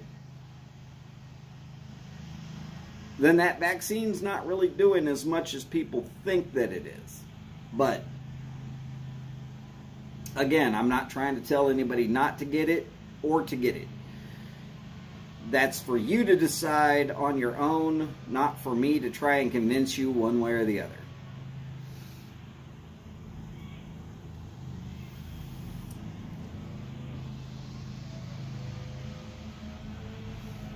Yeah, I appreciate that, Sharon. I'll get it back eventually to the point where I might be able to grab hair. It's still too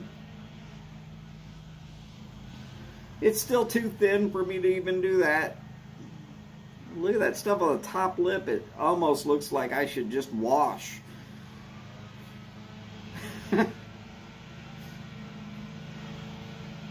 It'll take the better part of 6 months before I actually have enough that I can sort of kind of hold on to it.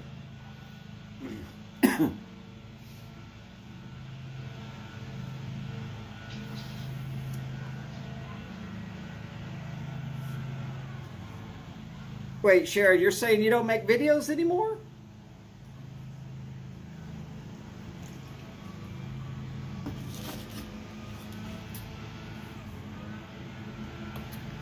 That's a shame, because Paul wants to make videos with you.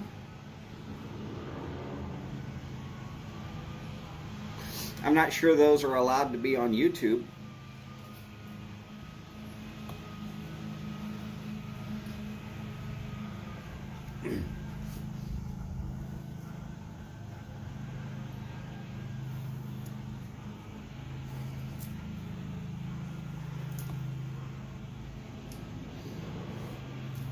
And Sharon, are your knees doing any better? I know that it's been a while since I've asked.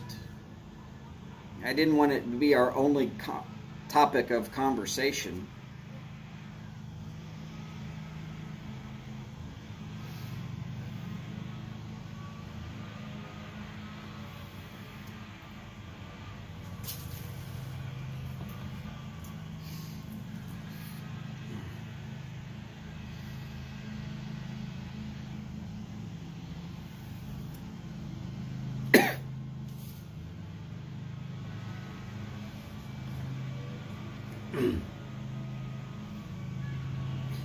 Told my wife she needs to make videos of the cats and give them funny voices and put them out there on the internet.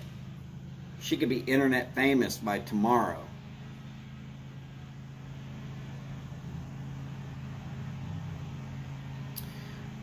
Over from Cody's live. Who's Cody?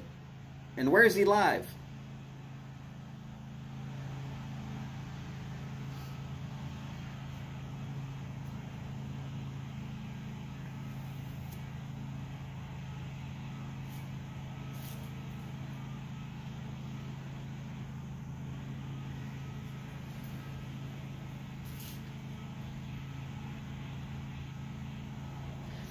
I'm going to be good, and I'm not going to discuss what I think I just read. I'll just let that comment disappear off into the internet.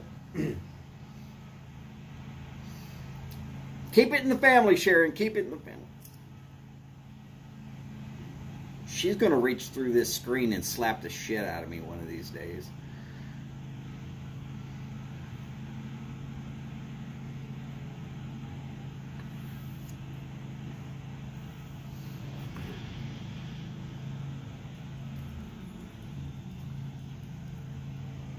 Oh, still giving you bad pain. That sucks. Greg, no, he's not supposed to stop. I'm supposed to hand off to him. Quick, someone contact him and let him know to get back on and go. We'll all jump over to his channel.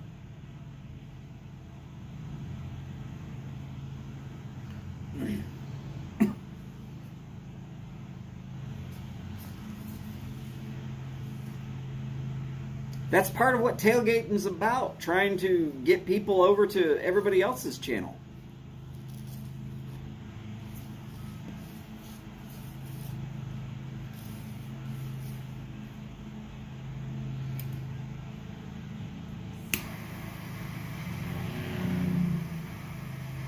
Tell him stop testing, just go live. Live streams are fun. I want all of y'all to give it a shot sooner or later.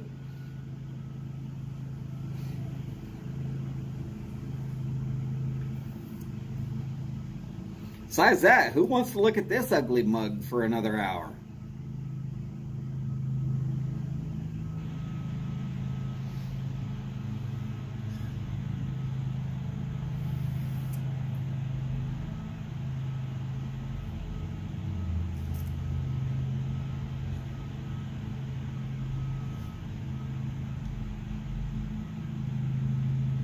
Not a problem, Mark. Hanging out with the YTBC is really one of the highlights of my day. And doing these tailgates is really about just providing a nice place to hang out. And then when somebody else goes live, unfortunately, YouTube does not always inform me when somebody else goes live. But when they do go live, I like to hand off. And then, if I've got 10, 15, 20 people, we can really populate whoever else's room immediately.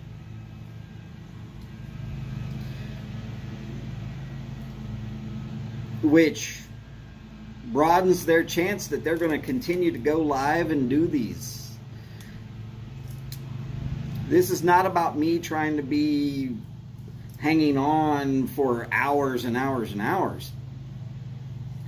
This is really about me just trying to give everybody who wants to a place to hang out while they've got a bunch of nothing to do. And Friday afternoon, some of y'all are at night already.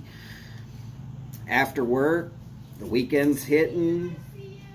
Time to hang out and relax, and have a good time. Howdy, Said. Great to see you, sir. Well, I do know that there is a lot of testing about going live. The first couple of times, it always feels like I'm a little worried.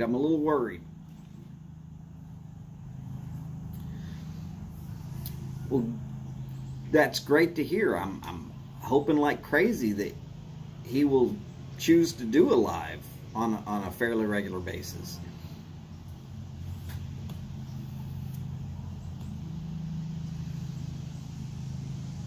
Now, I'm not saying that there's anything wrong with someone who wants to do a 3, 4, 5 hour live. Simon does 6 hours on a regular basis. I love seeing him.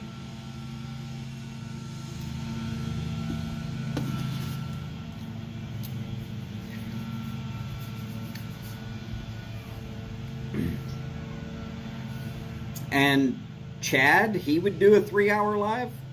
Loved hanging out with him.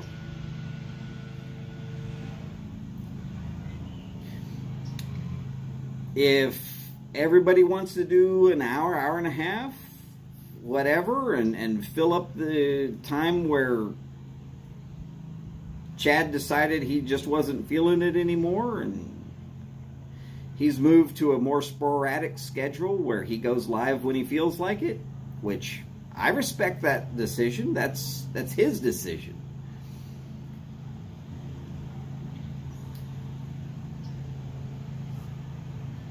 I just still go live when I was going live. I try to hang in there until the next person goes live, or at least I'm somewhat informed that someone goes live.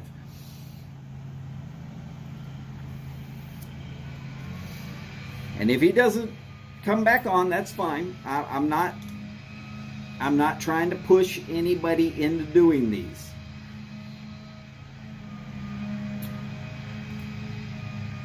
But I would love to see the YTPC grow and progress.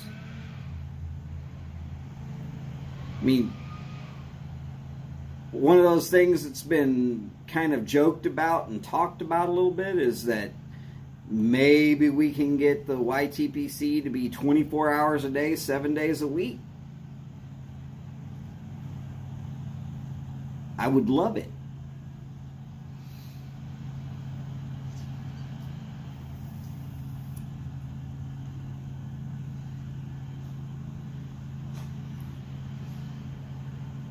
I would really, really love to see the YTPC have some sort of content being produced out there for all of us to hang out and do whenever. That way, hey, you know what? I've got a couple of free minutes. I can hang out with y'all while I'm having a bowl or making sure that the mailman doesn't forget my house or whatever.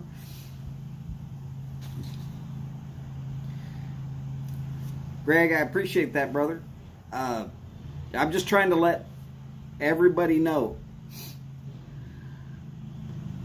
I can do 3 and 4 hour lives. I can do these. But what I really, really want to see is that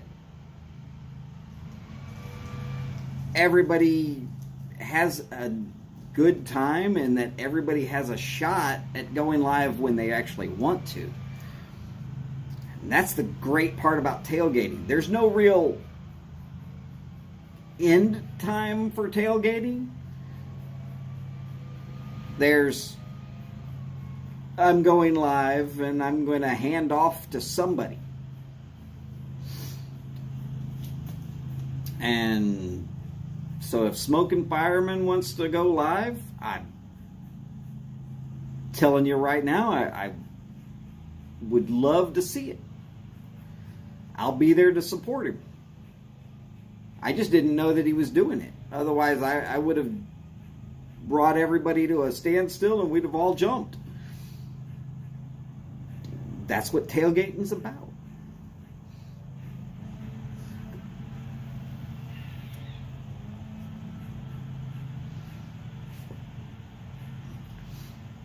This is not my live. This is our live. It's our chance to talk about whatever. Some shows are going to have a more or less script. They're going to follow a certain set.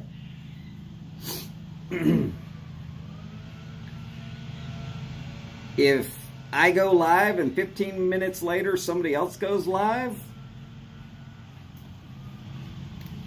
okay, cool.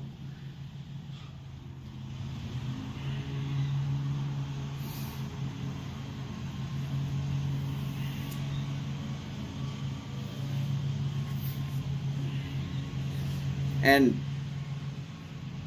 I'm not going to be offended. In fact, if I have to adjust my time to fit in with somebody else's schedule, I will. That's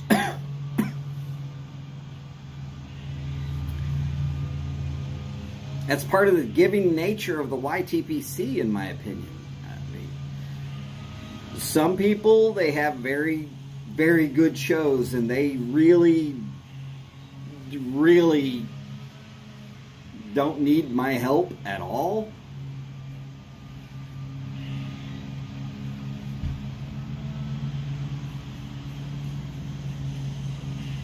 Howdy, Robert. Great to see you, sir.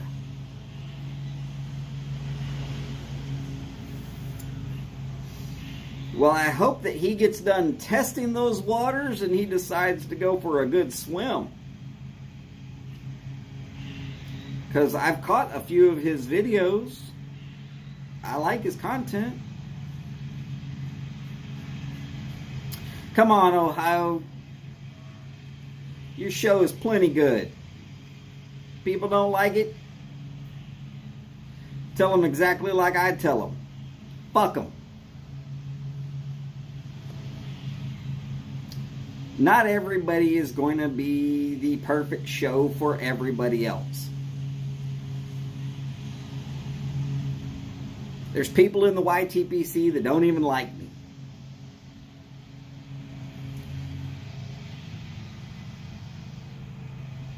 But again, this is not my live, this is our live.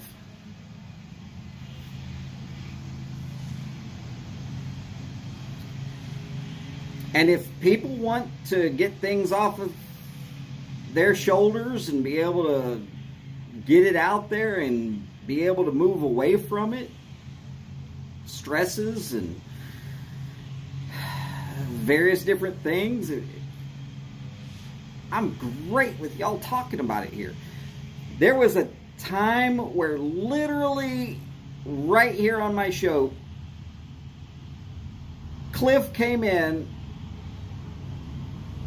and said to Mike at Briar Blues, I want to buy that Phil Rivera pipe.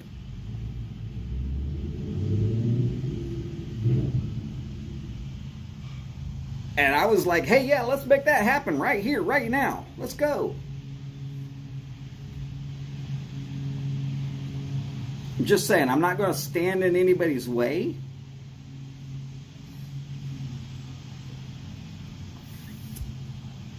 I want everybody to have that opportunity to do what is right for them.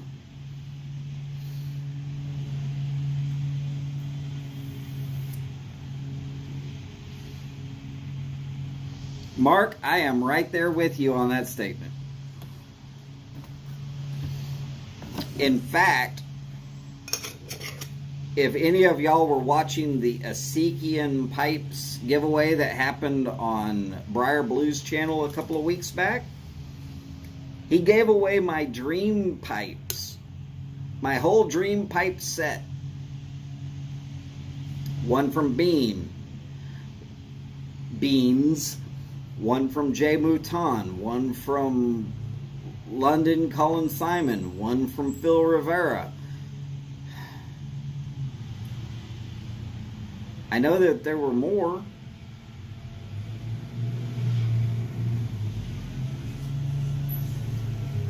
And I'm listening to the names that they're calling out, and they're saying like, hey, we're going to give these pipes away to these people.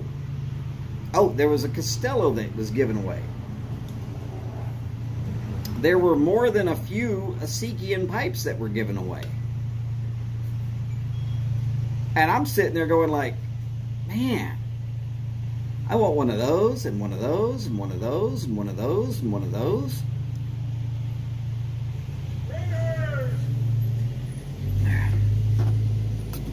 By the way, in case people are not paying attention in the last couple of weeks, there are a couple of GAWs going on right now.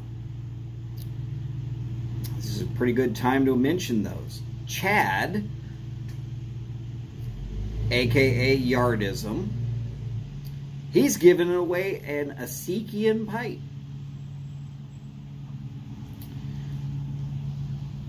You'll have to go back a couple of weeks to find where on his channel he gives you the details.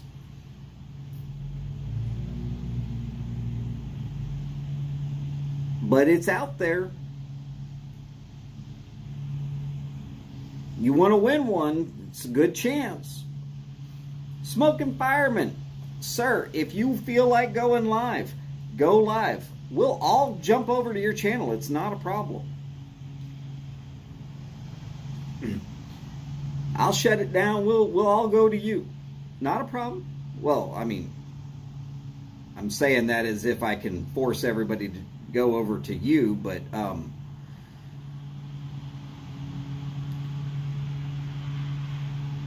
that's the great part about tailgating. All you got to do is say, hey, you're going to go live, and that's when my show is complete. I hand off the reins to the next. Oh, and one other. Glum Chum Piper has 200 subscribers, so he is doing a GAW. And it's a pipe.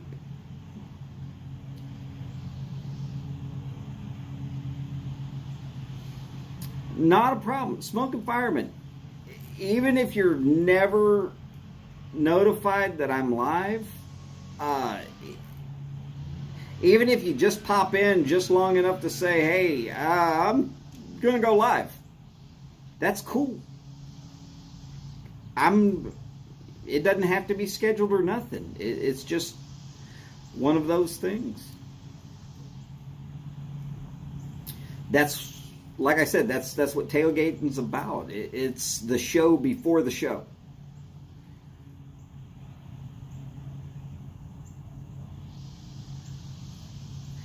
And I'll speak as for myself. It is very depressing to decide I'm going to go live. And you go live in the first 15, 20 minutes, nobody jumps in. And you're just sitting there like, great, what do I talk about? Who do I talk to? There's nobody here but me.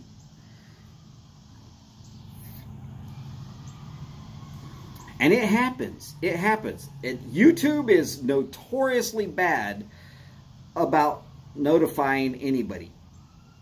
I have gotten notifications from YouTube that Mike at Briar Blues, which I've got all the bells and whistles pegged so that it shows up right there on my screen. I've literally gotten notified 20 minutes after he's already signed off. After I had already been on his show. YouTube is just now getting around to telling me, hey, Mike went live. It's very frustrating that YouTube is so notoriously bad about giving those notifications that you've asked them to give. So if you've got something in mind and you want to go at a regularized time,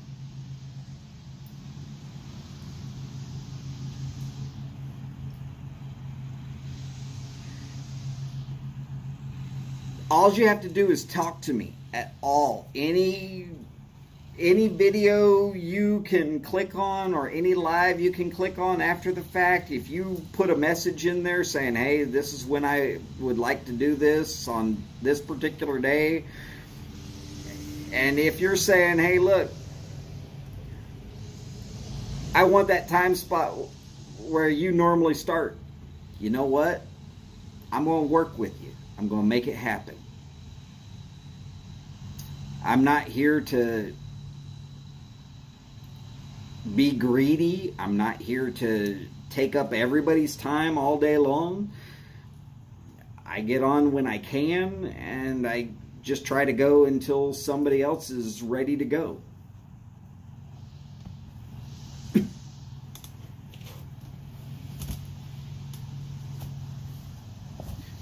And that's, like I said, that's the great part about tailgating. It's not structured to be a specific end time. It's structured to be, I will end this when there's another show that's ready to go or even trying to go, so that we can get a lot of people almost immediately over to the next show.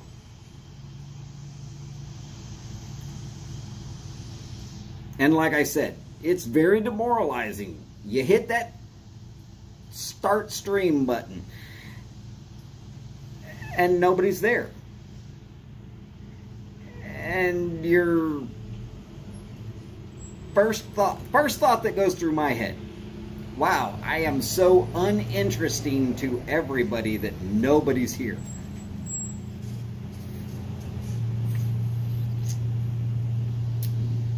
Man, it takes the whole fun of doing this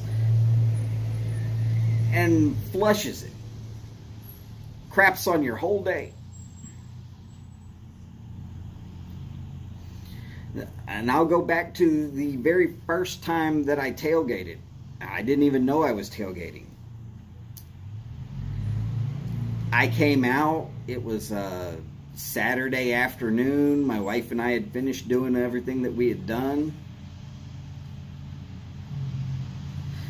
And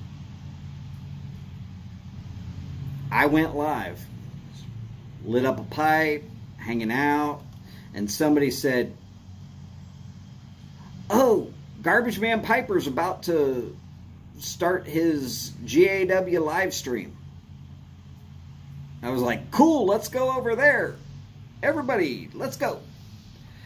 I had maybe 5 people. It was not like there was a lot of people here. But everybody jumped over to Mel's channel, had a great time, and I started thinking about it. I was like, you know what? I can do this. If somebody's got a GAW that they want a little lead up to, yeah, let's make it happen. And I talked it over with Chad, and I talked it over with Mike, and they both said, yeah, that's cool. So I started doing it for an hour in front of Mike's live. Well, he's now moved to Sundays, but so now I tailgate for Robert, and Glum Chum Matt, who's should be coming on sometime soon,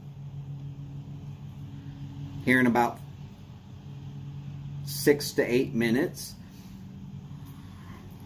I'm tailgating for him. But if somebody wants to come on, say, 4 o'clock in the afternoon on a Friday, I've already been on an hour. That's plenty of time. And let's say that you decide you got the urge to start going live at 3:30 in the afternoon.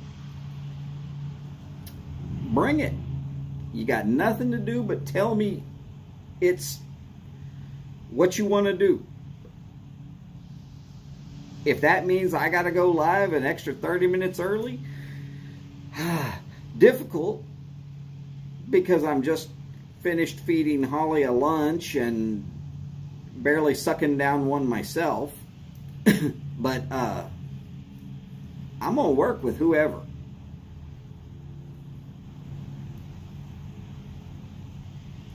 Robert, not a problem. I love your show, brother. And that your daughter is pranking you, and that you're allowing it to be a part of the show the way you are. It's awesome. It's freaking hilarious. I mean, I don't think anybody could ever have expected Karen. But there we were laughing. Oh, no. Robert, I am not the guy that we're going to be tailgating for. And I've done post shows, like afterwards. If I just feel like I'm wanting to hang out with y'all longer, I mean, I might say, hey, look, I'll do a post show. An after hours, an after dark type thing, whatever.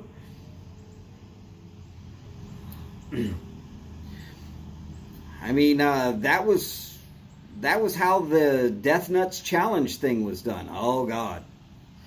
If y'all did not see the Death Nuts Challenge thing, I actually did it live directly after a Mike on Briar Blues show. And there I was with my head redder than these bricks behind me, thinking that I was going to explode. Howdy, Brian. Great to see you. And people, do not be afraid of saying that you're going to extend the party by saying you want to do an after party. If that is something that you're interested in, that's how Friday got to be what Friday is, where it starts at 3 o'clock in the afternoon my time and doesn't end until 10 o'clock my time. It's because more people said, hey, we can do this. We can do this. And it's grown. And that's one way we can grow this community. Now, I know that I've been on for about 2 hours and 30 minutes. And here in about 2 minutes, Glum Chum is supposed to be going live.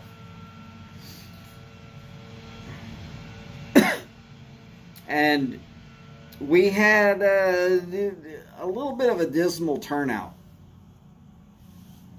last week.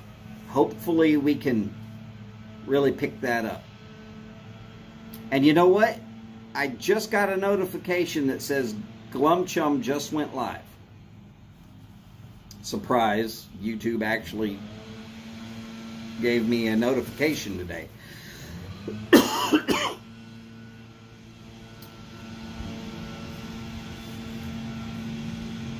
All right, so Horatio, howdy sir, great to see you. Sorry that it's right at the end though. All right, so here it is. We're about to jump over to Glum Chum's channel. Y'all remember on the way in to his channel, you hit the like button. Let's show him some love. Let's really boost his channel up. I think he could use some love. As per always, remember, take care of yourselves and each other. And I'm going to say it right now. Y'all have already taken way too good a care of me in the last couple of weeks. Don't try to take care of me anymore right now. I am too overwhelmed with the generosity of the YTPC. And I thank each and every one of you for being here. Y'all have all been awesome.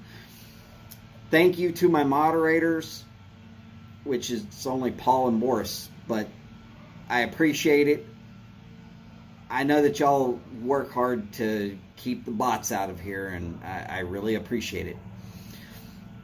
As per always, y'all remember, long lives, big bowls, and long ashes. Y'all take care, and I will see you soon. I'm probably going to smoke this again. Y'all take care. Bye for now.